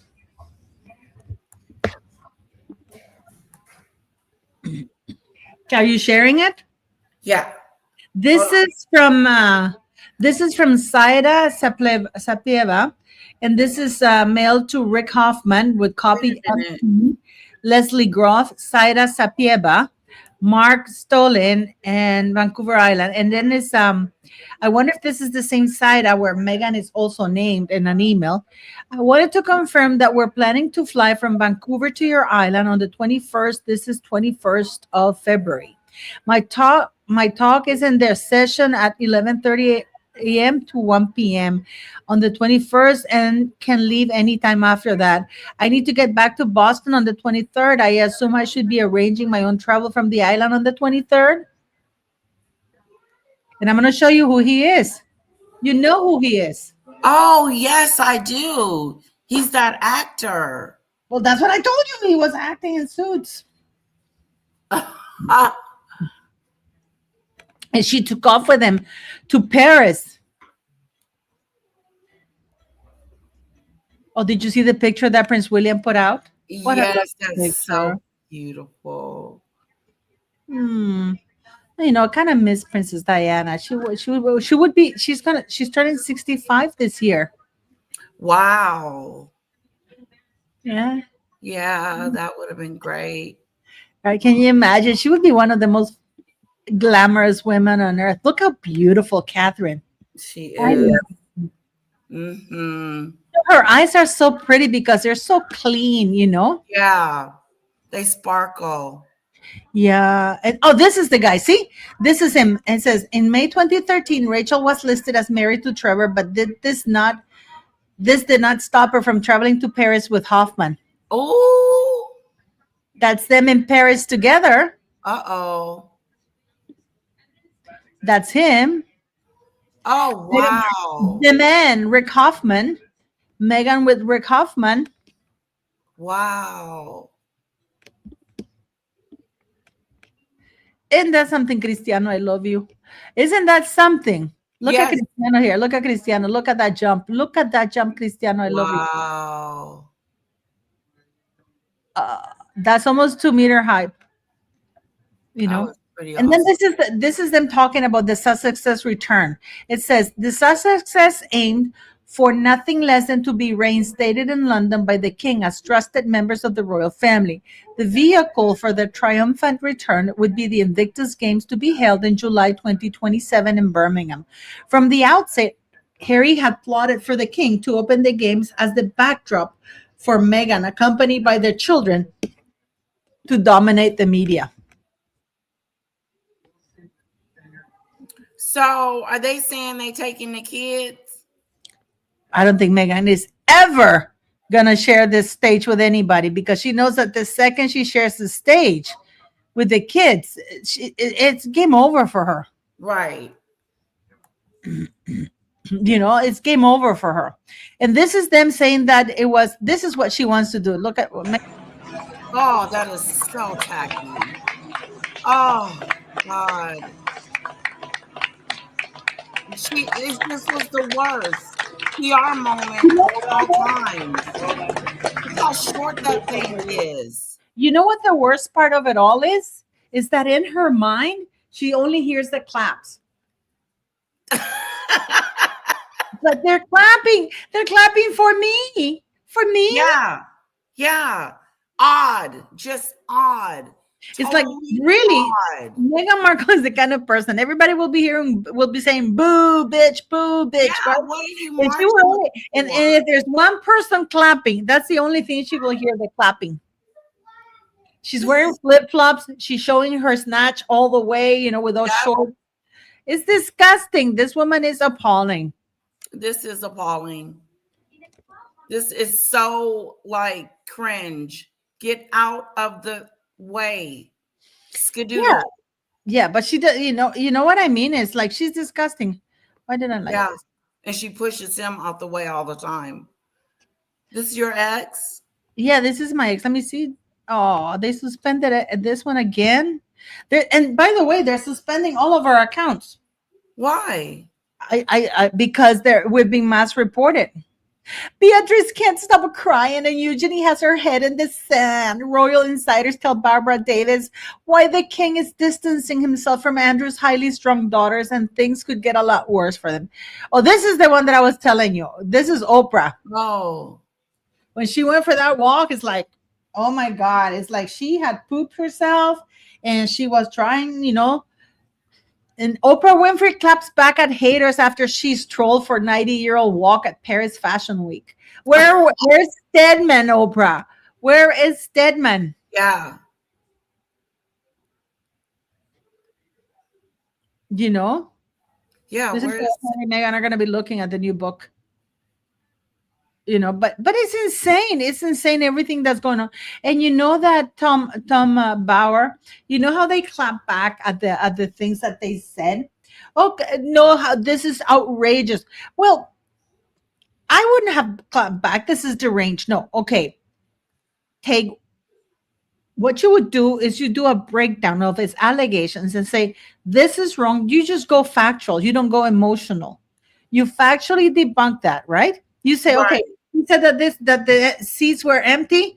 No, here are the pictures. So what what they do? They put their Sussex squad to post pictures of the whatchamacallit of the stadium or whatever the hell it was that they were playing, and completely crowded. But that's only the night before Katy Perry played. Oh, yes. But Tom Bauer is talking in the game that he went to Nigeria against the US. It was empty. They literally. So it's like me saying, well, Canada, it's cold, and then you show me a picture of the Bahamas. No, it's not, Paula. It's hot. It's like, that's not Canada. That's Bahamas. What are you talking about? That's a good comment. Eugene signed her dignity away when she joined that Netflix show. Oh, she did? Well, she was in the Netflix show Harry and Meghan.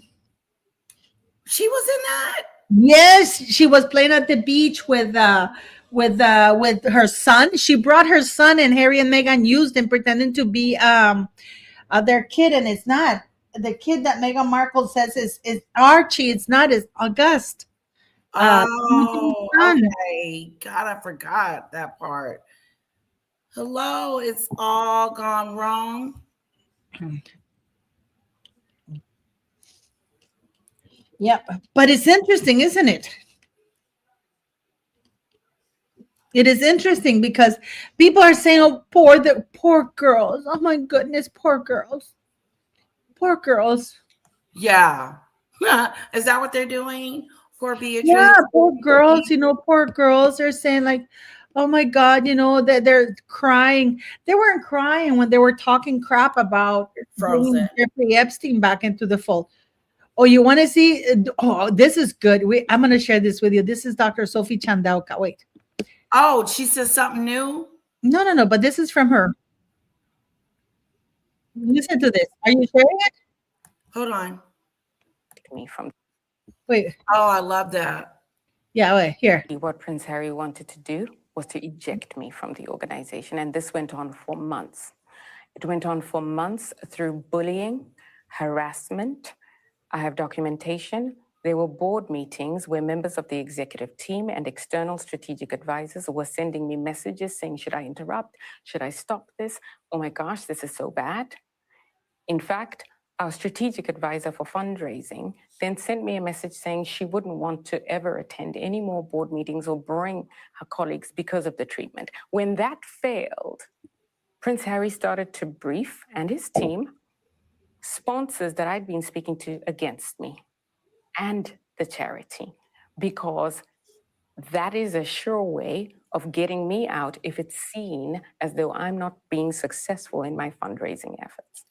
I obviously have to put this to both of you. Yes. What you're essentially saying... Wow, he was plotting against her.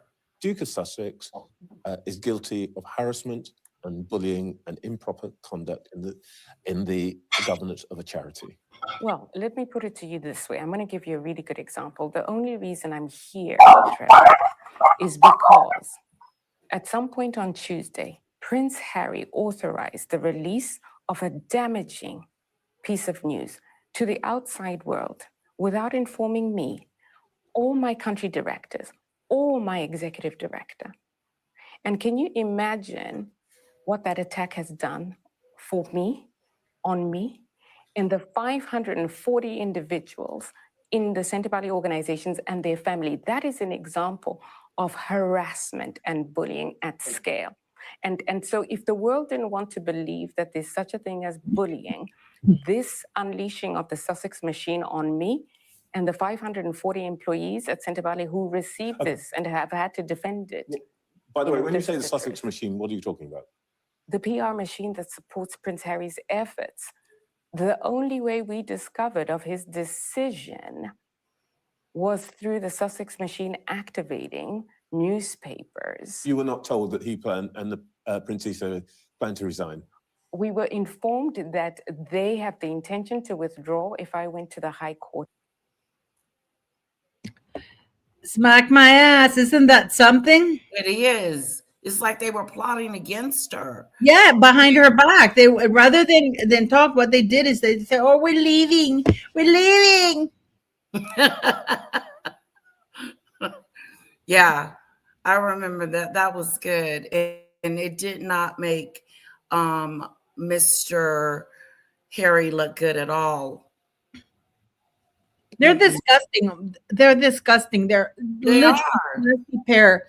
And it is insane. It is insane that we're still witnessing that crap and that they're still allowed to come back or anything. Wow. I don't think you said that you think they're going to go back. Well, yeah. But also other reporters have said the same thing. Richard Eden is convinced about that. That's going to be interesting. And did you see that in the trial against Harry against the newspaper, Rebecca English and Kristen Nichol came out and said, Kristen Nichol said, well, he even invited me to a private party and he requested me as a friend on Facebook. He was doing something. Wow. So, they're talking about the sources. He goes, what do you mean? And he said, I never socialized with him. What the hell is she going? He gave me his phone number. He was a friend. We went to a party that he invited me to. He asked me to go back there. I mean, like, yeah. Just lying. It's disgusting. It is disgusting. It is. Yeah. The lies of it all. But anyways, I'm going to get going. I just wanted to say hello. And you know, you can always ask me to come if you want to join me or if it's available for you, Leticia. I am. I'm going to like do a thumbnail and all that good stuff. And you come over and hang out with us. Sure. We'll dissect one of your videos. Yo, you can come over my channel. It'd be fun. Okay. That'd be really, really fun. You know, like I want to do something about, I'm doing a deep dive on the girl because I think the answer to this Rihanna shooting is that girl. Oh. See, everybody's looking at ASAP and Jay-Z. I want to see what this girl has been up to. Like, deep dive, because if there's any links, you know, if there's anything linking her back to ASAP or Jay-Z, then we know something else is going, because she accused him of being satanic, remember? Yeah. And don't forget that what Jay-Z allegedly did to Rihanna, how he got her when she was underage and locked her in a room and wouldn't let her leave until she signed with him. Wow. I remember that. Isn't that something? And did you see that Germany ended up paying for most of Invicta's games and not the donations? Germany, the government. Why are governments paying for this asshole's one bald prince? Oh. And it's the government who was paying Harry 26 million pounds. That's almost $35 million, Leticia, to host the games at Birmingham. While Birmingham in the United Kingdom, they're absolutely bankrupt. They don't have money to go to Birmingham, but they have 26 million pounds to give to this idiot. That's crazy. Isn't that? Yeah, that's a lot of money. For him, for what? For that crap of the game? Right. He's going to keep most of it. Oh yeah. You know, so anyways, I'm gonna get going. I'm gonna let you down. I'm sorry I interrupted your live. No, that's okay. Come anytime. Thank you. Yeah, but I'll get you going so you can come on my channel this coming week. We can do something fun. I just thought, you know, like I do some if you can also investigate something about this girl, because you know you get more news in the state than I do. Yeah. Yeah, I just got those videos of her talking about Rihanna, and like you said, saying different things about Rihanna, and not just Rihanna, but other stars like Kim Kardashian and some other Kim names. Kardashian, they're all in the same group, Leticia. So it's not far-fetched that this woman saw all of these people there. Yeah. Know what I mean? That was weird. Yeah, that was just random. They're all in this together. People forget that. It's like, you know, they're all in it. Like, why would Meghan choose Tyler Perry to be the godfather to her daughter?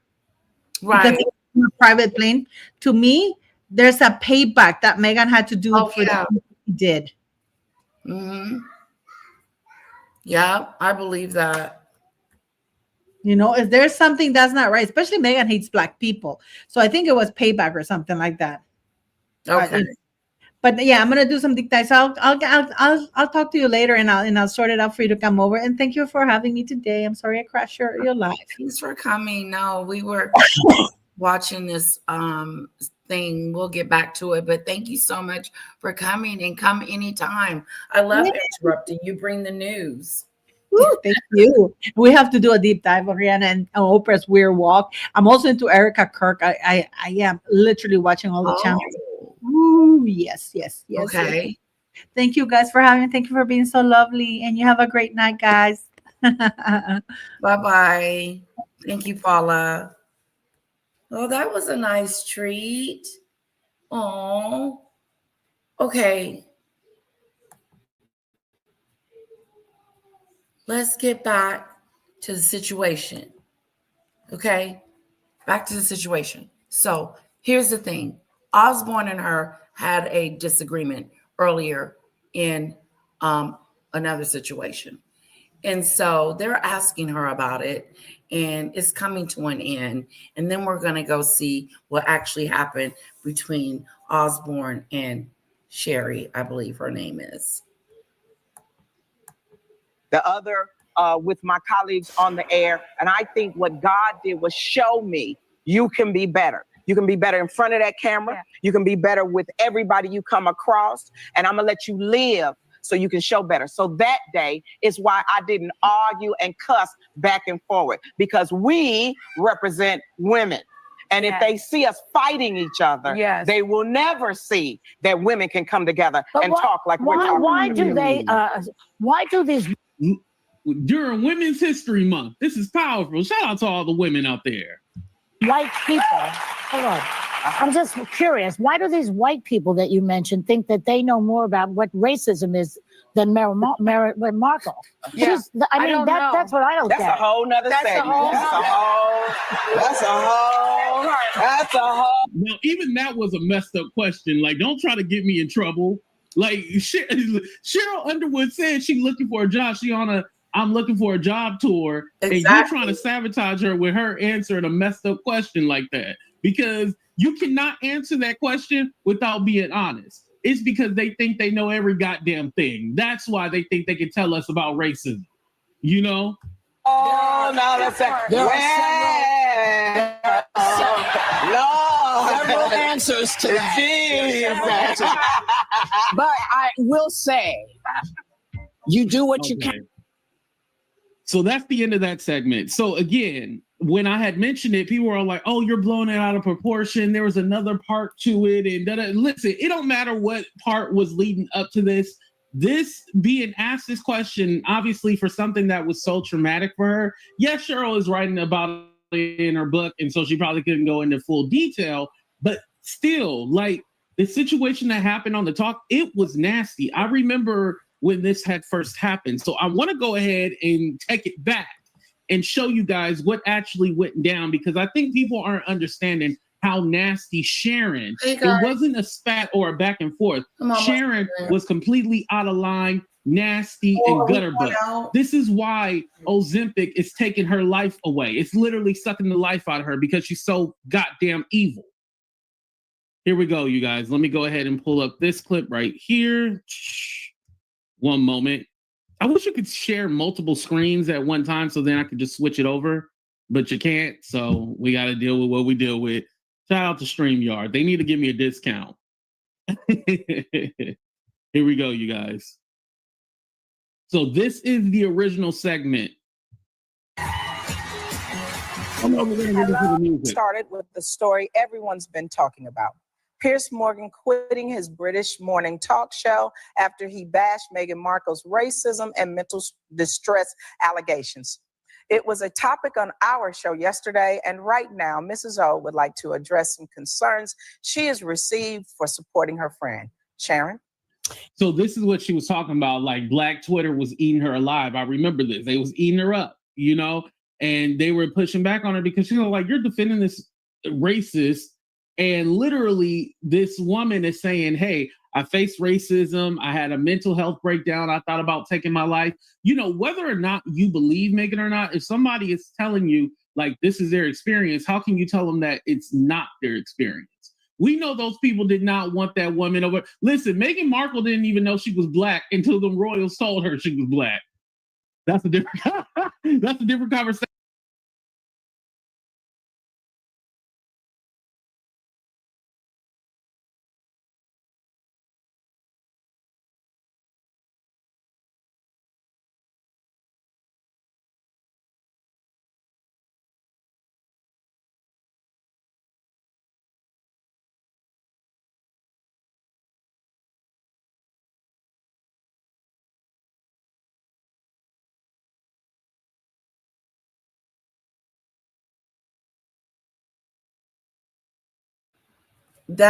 Sorry, I was on mute.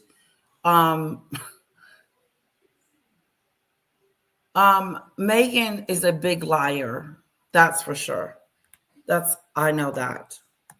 Conversation for another day, but you know what I mean. Yeah, I just wanted to let everyone that watches our show know that because I supported my friend with his freedom of speech and his opinions on what he felt about the interview of Meghan and Harry, I know he has a right to say what he feels on the interview, as we have a right to say, and everybody has a right to say what they feel with freedom of speech. Did I like everything he said? Did I agree with what he said? No, because it's his opinion. It's not my opinion. But why is it that because I supported a longtime friend and work colleague of mine for years, that everybody goes, if you support him, then you must be racist because he's racist? Now, I didn't know Piers Morgan was racist. Okay, that's my first time hearing this. But for some reason, I just don't think he is. Just because he spoke out against Meghan doesn't make him racist.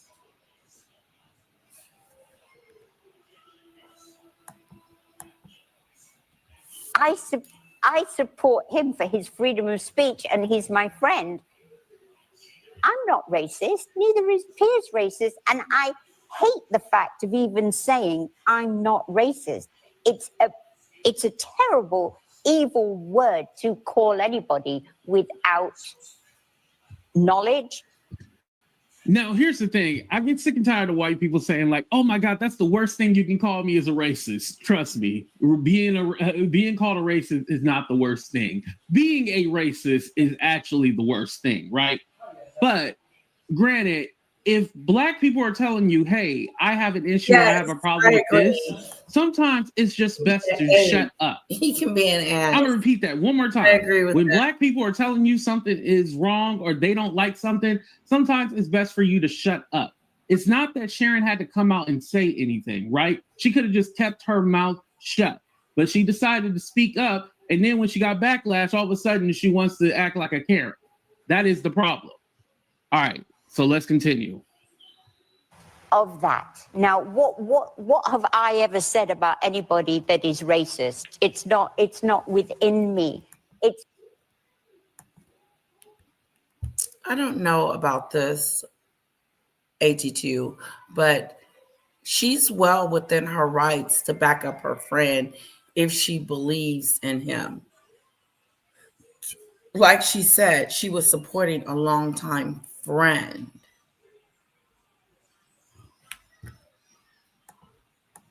It's not within me who I am. It's not in my soul.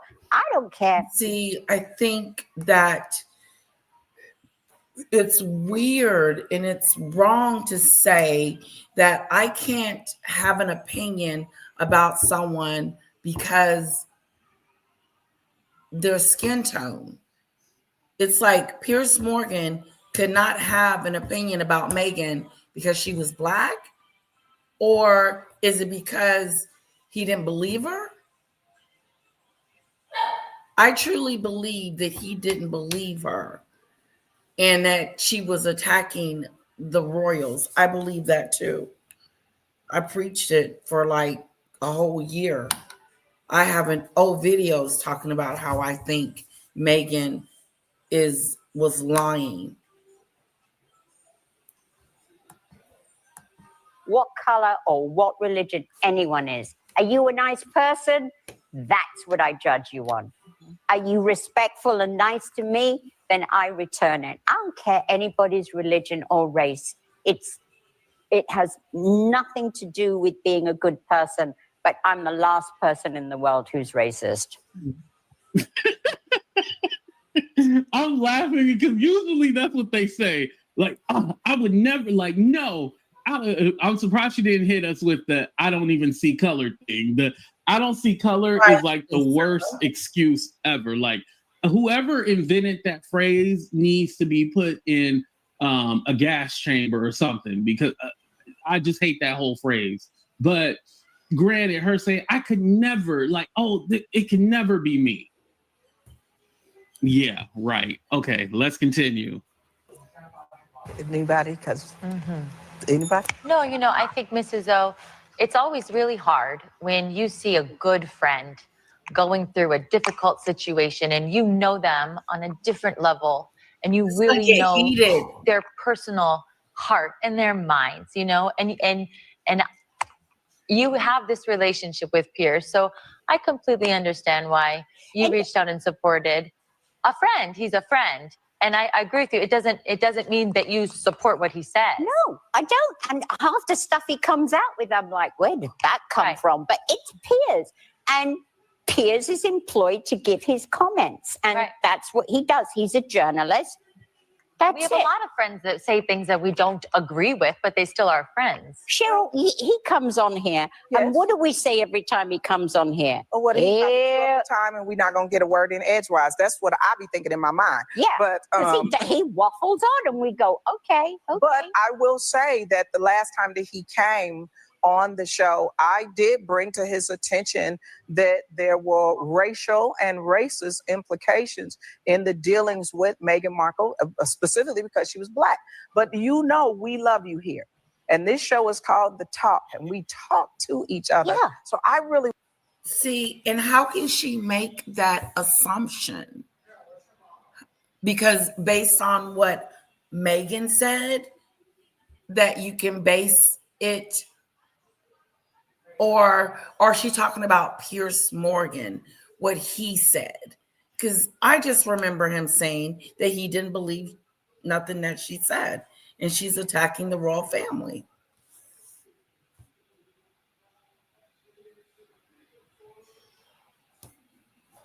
Michelle Lee says in retro that, and so does AT2 mentions that too, that Piers called Meghan out for dumping him. I didn't know at that time what his relationship was with Meghan. I think that she used him as a stepping stone to network her way to a wealthy man. Letitia, do you have a link for Paula's channel? Yes, I'll get that. Just a sec. Would like to know, because I've been knowing you for years since I've been here, and I've never seen anything come out of you other than, if I don't know, I'm willing to learn. If it comes off a certain way, I stand corrected. Right. That's the only thing I've seen. Yeah. So what would you say to people who may feel that you, while you're standing by your friend, it appears that you give validation or safe haven to something that he has uttered that is racist, even if you don't agree? Am I saying it right? Okay, I don't know what he's uttered that's racist. I'm not trying to slide out of this one. Right. I don't know. Tell me, what has he uttered that's racist? If he So to translate, with white people, even though they have an imagination, I mean, they play Dungeons and Dragons and stuff like that, right?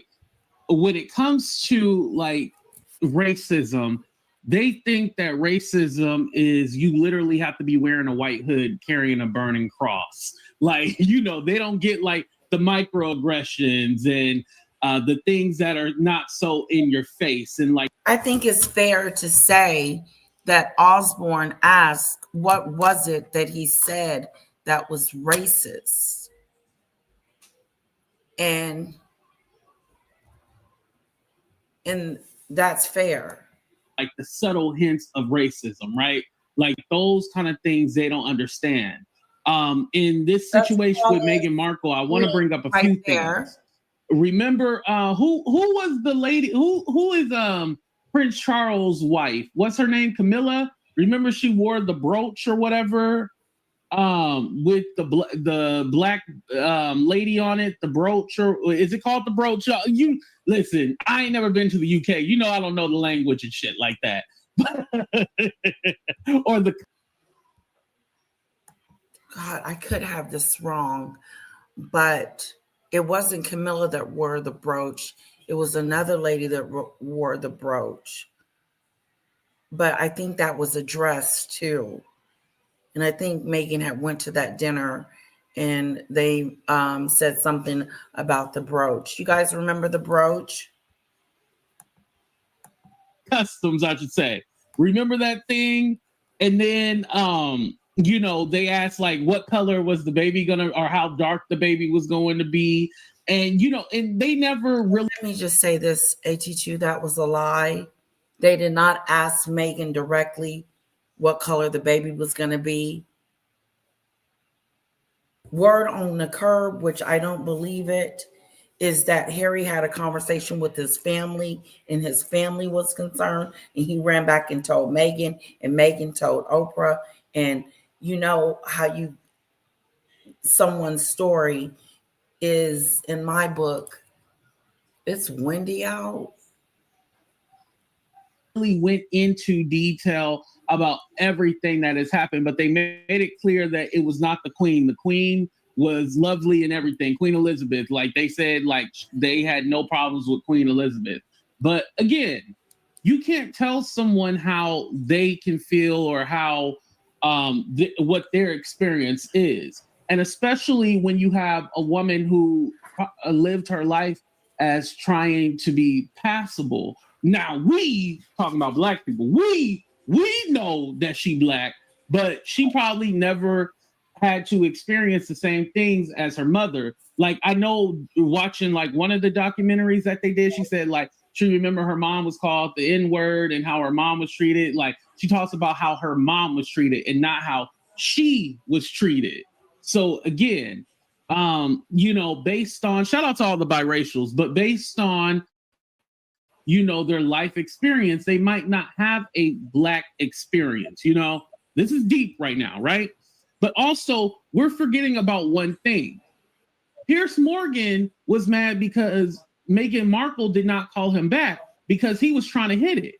And she wanted nothing to do with it. Like they were cordial and everything together, but he wanted to take her out on a date. And so his thing was that he was rejected. And then she started dating Prince Harry. And then this is when it all went downhill. So he couldn't get none of that coochie. So that's why he was really mad. We're forgetting that part.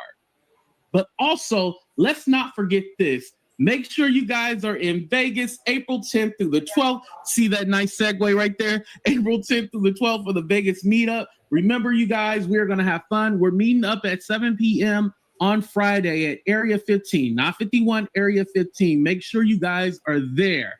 Also, I told you the Flamingo, the Link, or Harris. Make sure you guys book there. Get your plane ticket and everything like that. We're going to have a lot of fun. I can't wait to meet you guys. But anyway, so that's the backstory. I wanted to give you guys that. So here we go. Talks about he doesn't want to understand that how Meghan was treated was racism, and then says, and I'm just going off the top of my head, so forgive me, audience. If he says, I don't see it as being racist, or what she's going, I don't believe what she's going through, or it's that white entitlement privilege that makes it racist upon itself. So if you're saying I stand with you, how do you address people who say then you are standing with racism? Not saying that you are. I'm saying for people that may be. Oh, that is really taking it too far. That is really, because that would mean that everything that comes out of my mom's mouth, like, what if it's something that I don't agree with her? And what if it's something that she says that I agree with her, but since everybody else doesn't agree with her, then I must be racist. You know what I'm saying? That's a lot to put on Osborne. That is a lot to put on her. I would have been upset with her too, because I would have said, no, you are saying that I'm racist, because you can't exclude me from your conversation. No, the truth of the matter is that Meghan lied. She didn't hear the conversation. She wasn't there during the conversation. Harry came out and said he wasn't even going to talk about it anymore. So what's the truth? And then come to find out, whatever her name is, they said it wasn't racism. It was unconscious bias. They changed it. Meghan downplayed it. And here's the thing, too. If asking about someone's skin color or what color is the baby going to be racism, then that's big. Because let me tell you something. When Carol was born, we were I was like, what color or what's she going to look like? Is she going to have browner skin, light skin? What is my baby going to look like?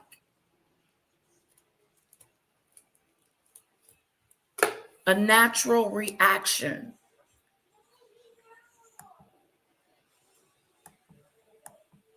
Feeling that because the Sharon that I know, the Sharon that I've been talking to in learning systemic racism, that's learning about the deeper, the more covert than overt racism.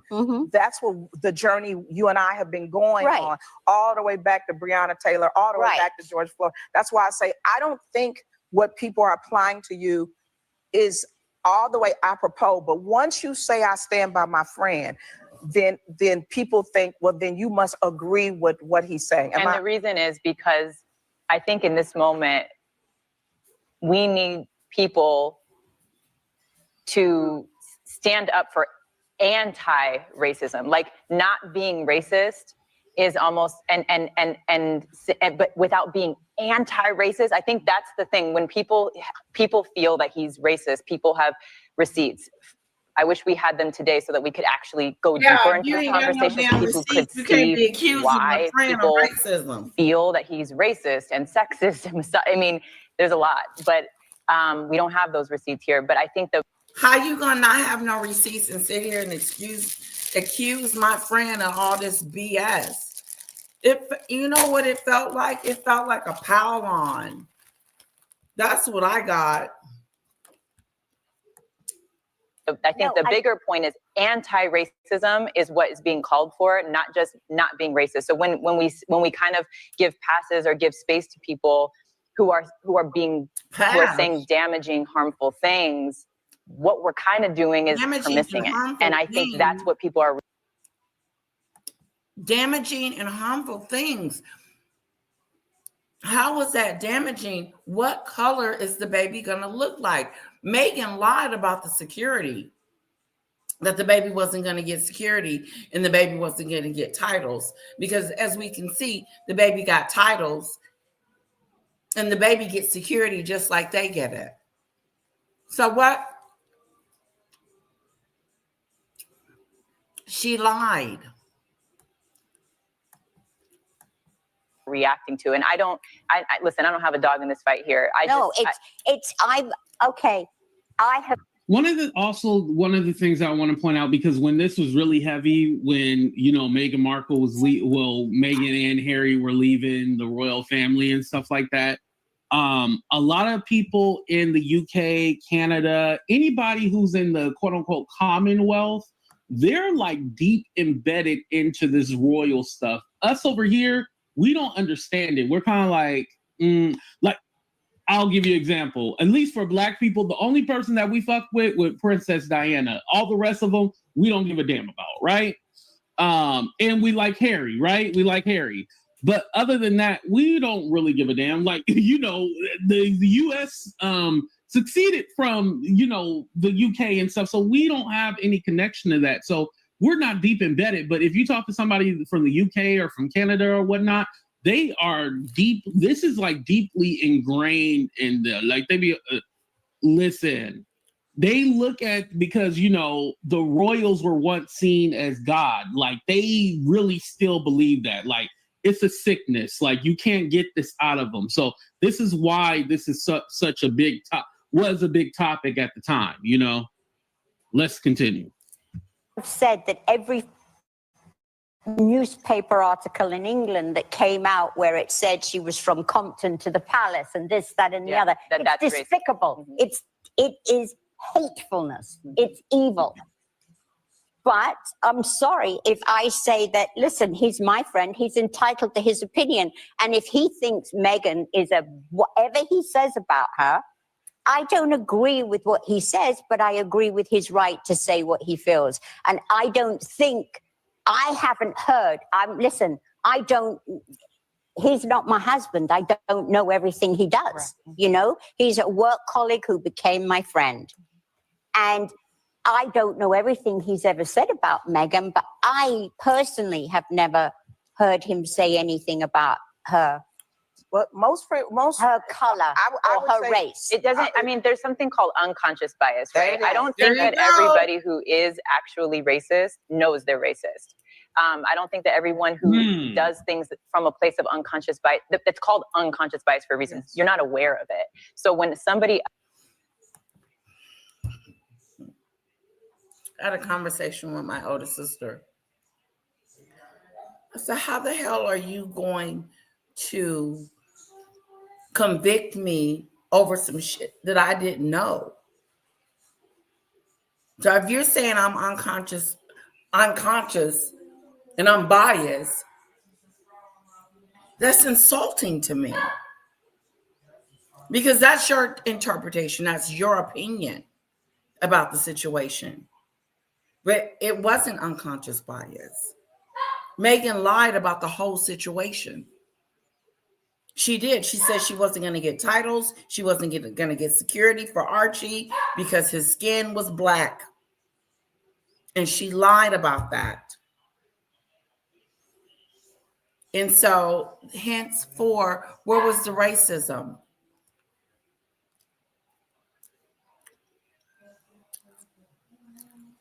And then don't tell me that I almost did something to offend you and didn't know it.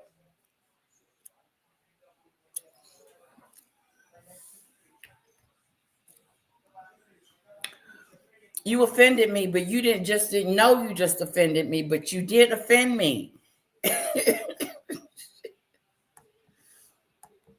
else is saying to you, hey, the No. things that you're saying are racist, they're harmful, they hurt me. I think that there is, especially now, I hope that folks can take a beat and stop and listen and really reflect on why they're saying that. And so if I like Pierce and he's seen as racist, then I'm racist. Is that what you're saying? It's not the case, but I think and again, this is uncomfortable because no one wants to challenge a friend, especially on. Well, obviously that's what you're doing. And number one, and number two, you're trying to say that I'm racist because my friend is. At least you think he is, and then you don't even have any dang on receipts to show me that he is racist. I think this is unfair. National television, and so I think we're almost demonstrating what has played out between you and Pierce. It's like no one wants to be the one to say the thing that's gonna, offend a friend publicly. You want to stand with your friend, but when your friend is also, creating space for, or not shunning, it's almost like a true friend's responsibility is to hold a friend accountable, is my feeling. It's an uncomfortable thing to do, but it's coming from love. And I think people believe that you're not racist. I don't think you're racist, just to say that super plainly. I don't think you're racist. But I think if people know you're not racist, they would want you to stand up to your friend who has done racist things, who has been sexist in the coverage of Meghan. I think that's where it's coming from. But I'm not here. I don't follow Piers Morgan's career. I don't follow the royal palace. Excuse me, neither do I. As I've said, he's not my husband. He's not my lover. He was never a boyfriend. I have friends. Well, the interesting thing is, like, if you don't know and you're not keeping up with what's going on, then why did you say anything, right? In my life, I stick up for my friends. If I was ever needed him, he would be there for me, and that's it. I feel even like I'm about to be put in the electric chair because I have a friend who many people think is a racist, so that makes me a racist. And for me, at 68 years of age, to have to turn around and say, I ain't racist. What's it got to do with me? Okay, how can I be racist about anybody? How can I be racist about anybody or anything in my life? How can I? Well, what? We'll be right back. What? We have more topics, so don't go away. And I think we should stop this. So again, you see Sharon is the one getting nasty, not Cheryl. Sharon, they had to bleep out what she said because she said we need to stop this effing, and then they bleeped it out, so we don't even know what they finished even saying, you guys. That's the thing. This is where she really like goes off on Cheryl, so I want to go ahead and pull this clip up now. One moment. I haven't seen yeah, this. we got to bring the receipts, y'all.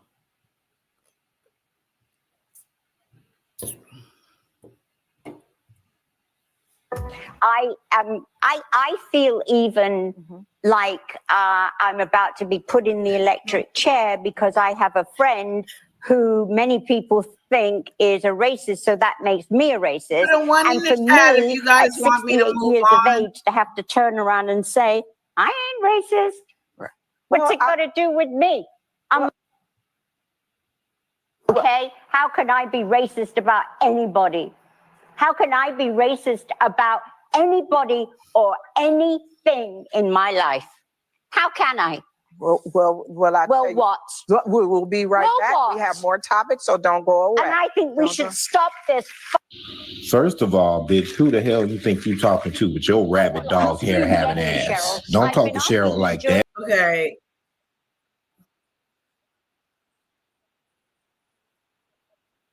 Okay, we're gonna stop there. As far as my little girl is concerned, there's not a conversation with her as to what color she is. She thinks she's her daddy's color. Excuse me for now. Because she just, in my opinion, this is my opinion. Because she says, mommy's brown and daddy is white. And Kara is white. So I would have to say at this particular time, like I haven't had that conversation, you know? She's 5 years old and she's mixed with black and white. And she's mixed. She's not black, she's not white, she's mixed. And so that's how we're gonna do it in my home. You got the both the best worlds. You're chocolate and you're white all at the same time. So, but she knows the color of her skin looks like daddy's. But I don't really know if she would understand. She probably would. That, you know, she's a mixed race.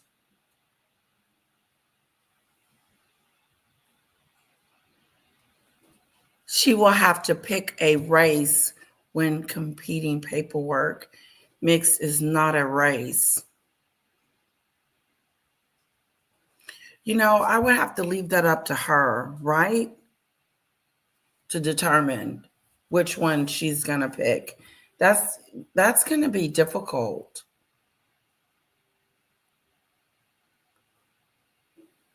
You know, because she's not just one color. She may have to mark both of them at the same time. Maybe that'll be understandable.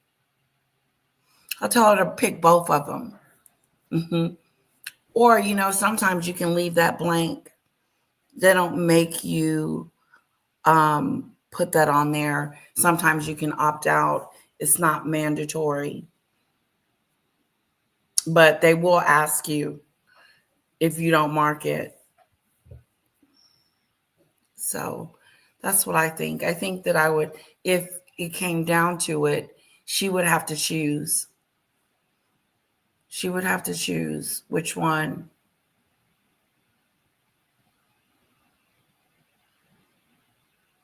But I don't want it to be complicated for her. I want it to make it easy as possible, her being a mixed child. I don't want her to be picked on, which I know she probably will be. But she's got some great friends. They protect her at school. She has this one guy friend named Owen? Cohen. Cohen's our best friend. And when we went to Phil's Day, he was protecting her, carrying her water for her, and just being a cute little 5-year-old gentleman to my daughter. Yeah. And she likes him too. She thinks he's a good friend. Cohen, she says, Mom, Cohen wants me to come over his house. And I said, oh no, Cohen can come over here. I said, let him know. Let his mommy know. When you get back to school that Cohen can come over here. Yeah, but she's going to have questions. She's going to have questions about her race, her color, you know, and I don't want her to be confused because I hear a lot of mixed people are confused. I want her to know her heritage, you know, both sides of the family. And she gets that now. Not unlike Meghan, you know, they can't see their grandparents. They can't see their cousins. Like yesterday, we just went to my sister's son's birthday party. And so it's really important that she has family, you know. and knows each side. That's so important to me. Any more questions? Because I really don't know what she's going to put on her application form. But whatever she decides to put on there, I'm going to support her. Here for the show. Hello.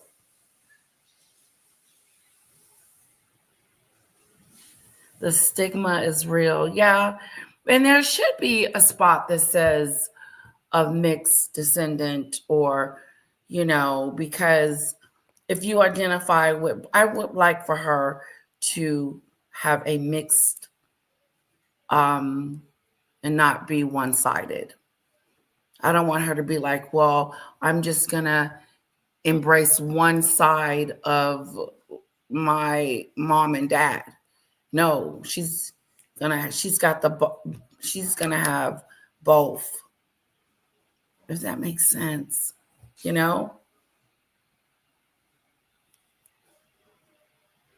Mm-hmm. Yeah, but I just remember she says, Mom, you're brown.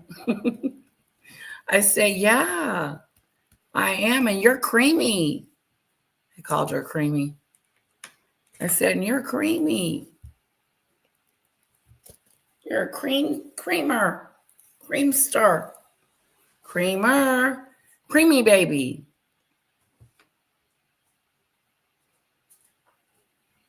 Yeah, and I told you how people stare at me and look at me like, is that your daughter?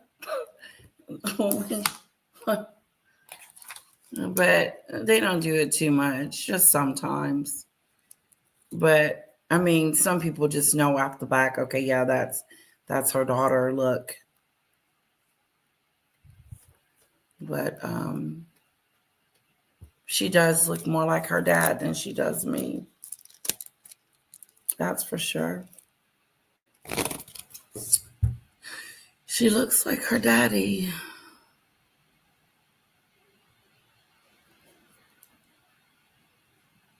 Yeah. I don't know what is in store for her. I just want to make sure that I allow her to be a free little girl, although she's been getting sassy lately. Talking about how she hate daddy. I said, that's not very nice. You can't say that about daddy when she gets mad when he doesn't let her do something. Daddy. Yeah. She says, I'm sorry. I'm sorry. We were blessed. We were truly, truly, truly blessed with having her. We went through the IVF. We went through at a very late age, and was amazed that my womb was going to be able to carry her. And I got the opportunity to do that. So it was wonderful. And she loves talking about it. Mom, was I in there? Yeah, you were in there moving around and doing your thing, girl. Yeah, you were in there. Is that the mark? She looks at the mark on my stomach because I had a cesarean. And is that what happened, Mommy? I said, yeah, because you were twisted. You wasn't ready to come down, girl.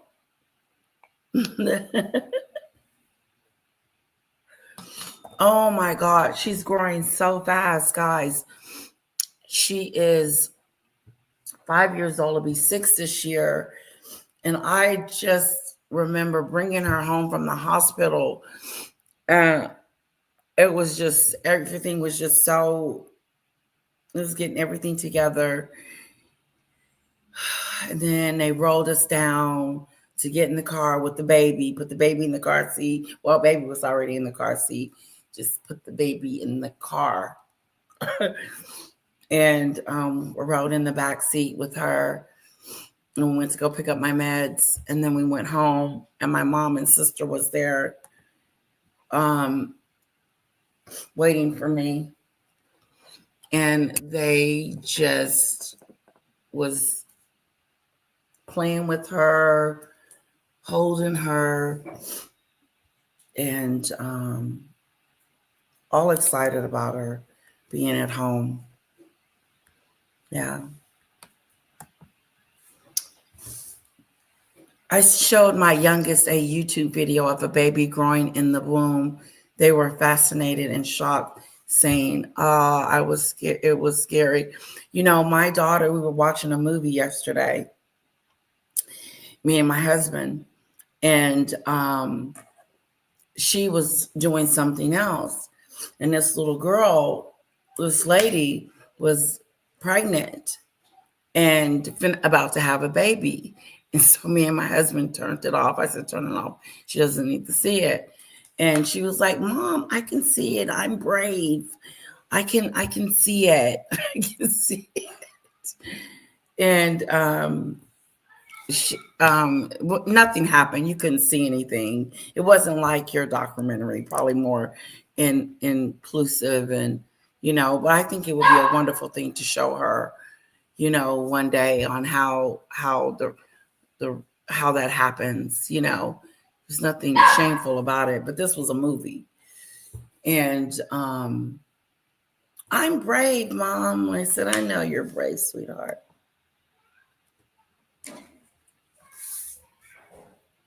Yeah, she's growing into her own. When I drop her off at school, she puts a little backpack on and she goes on in the school like she knows where she's going. I'm like, where are you going? Like, just adorable. It's kind of cool to talk about these little moments with you guys, about my little one. I said I was not going to talk about her a lot on YouTube because of the mean people out here.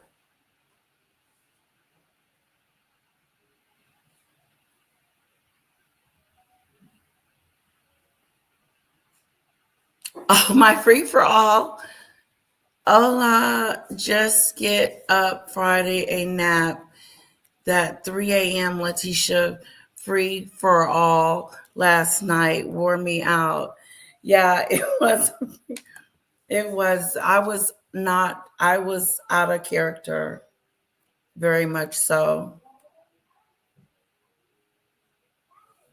Yes, I had her during COVID. It was the worst. It wasn't, it was what it was, but there is a thing called COVID babies, because there's a lot of babies that were born during COVID.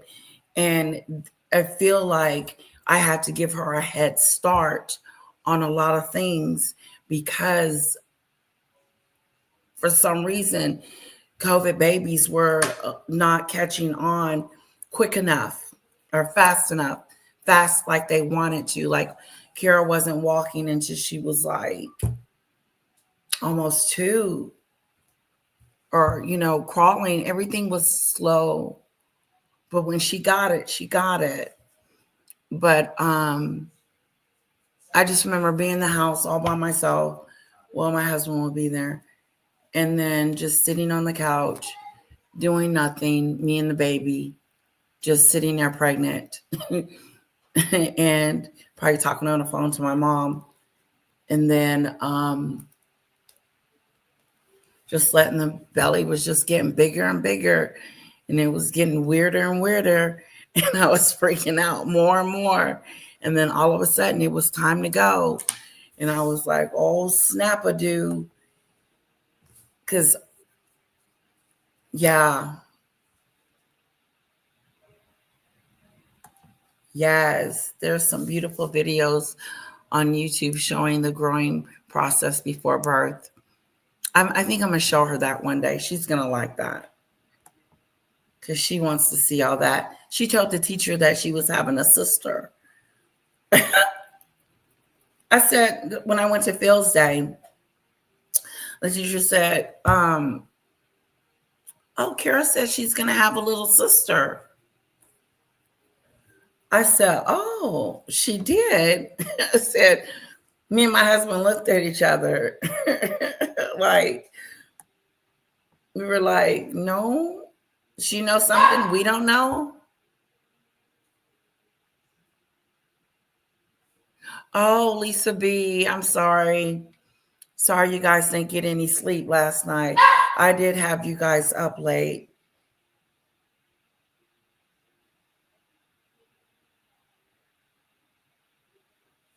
We'll never forget what they did. See, I was one of those that complied with the situation. Like they said, go get a shot. I went and got the shot. They said, you need to go get another one. I went and got another one. And I just did whatever they said to do, me and my family, because I saw people not surviving. And I felt like maybe I might have some underlying conditions I don't know about. I was freaking out. And then when I finally did get COVID, oof, it ripped my stomach apart. I think I lost a lot of weight.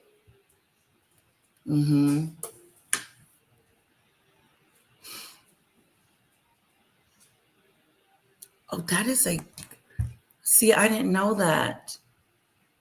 It's all gone wrong. Generation Alpha. I could see it being something. I don't have my phone. I was going to look it up. But yeah.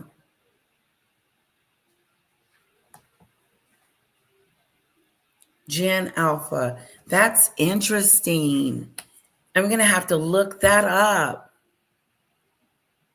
Because we were in the house. I remember when it was time to go to the hospital and no one could go see me. Only hubby. No one in the hospital. No visitors. Nothing.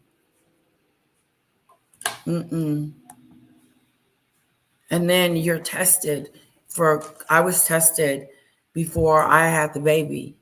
They tested me before. Stuck that thing up my nose. She's clear.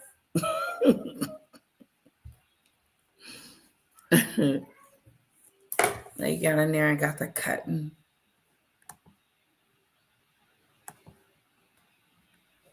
Well, guys, generational alpha includes individuals born between 2010 and 2024. Yep, she was born in 2020. 7/7/2020. That's her birthday. And my favorite number is 7. And it's 7/7. So I think my baby is so lucky. I think she was meant to be born on 7/7/2020. Like, that is such a special day. Yeah, they are little observers. They're a lot. She asked me a lot of questions. Why, mommy? What's that?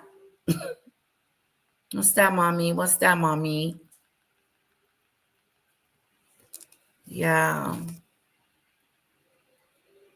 I had no idea that COVID was going on because I could have waited. It was my choice when to conceive because it was going to be in vitro. So I was like, we took what we were supposed to do. And then I was like, okay, what's next? And I had to take hormones.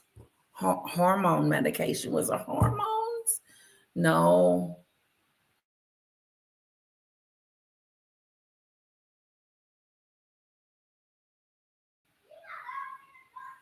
Like, receive the pregnancy situation. So I was taking medications.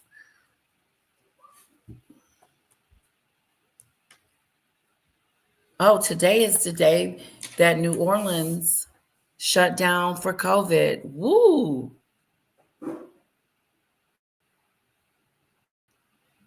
Yeah, it is. It is funny. 7/7/2020. It's easy to remember too. It's so easy to remember. Okay, lovely people. Go have dinner. Go do something. We're not going out to eat. I'm going to cook. And then I got to get her into tub time and wash her hair. That's a job by itself. Her hair is long, it's thick, and it gets tangled. Yeah, I don't know why it gets so tangled like that. And I haven't found any one thing that's golden that will help with the tangles. So I have to take her to the shop every now and then. Hi, Kamori. Oh, did I say hello to you before you came in? So good to see you.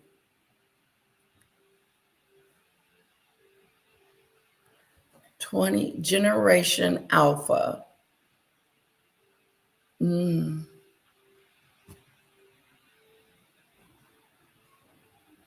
night, guys. Thanks for hanging out with me.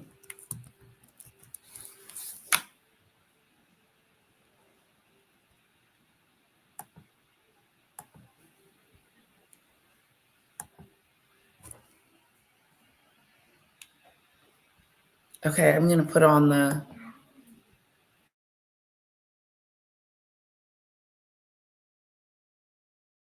It's a difference when I don't have it on. You have to remind me.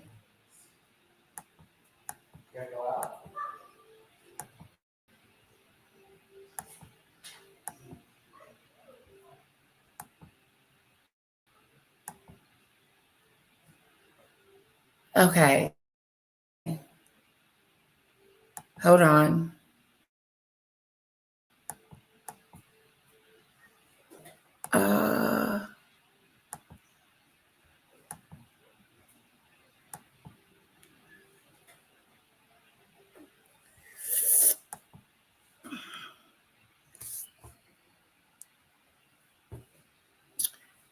Your daughter reminds me of my daughter, and especially with all of that hair that gave me fits. Her hair was almost as long as she was tall. Exactly. It's getting longer. It's by her butt.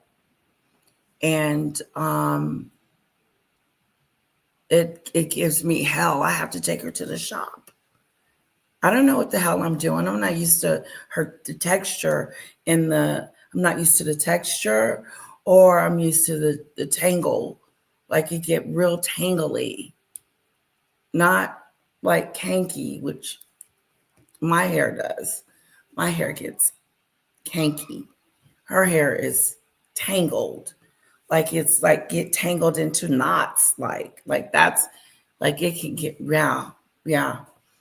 I had to take her to the hair salon, and let them get it together for sure. Because otherwise it was going to get matted, and there I would have been having to cut her hair, and that would have been not good.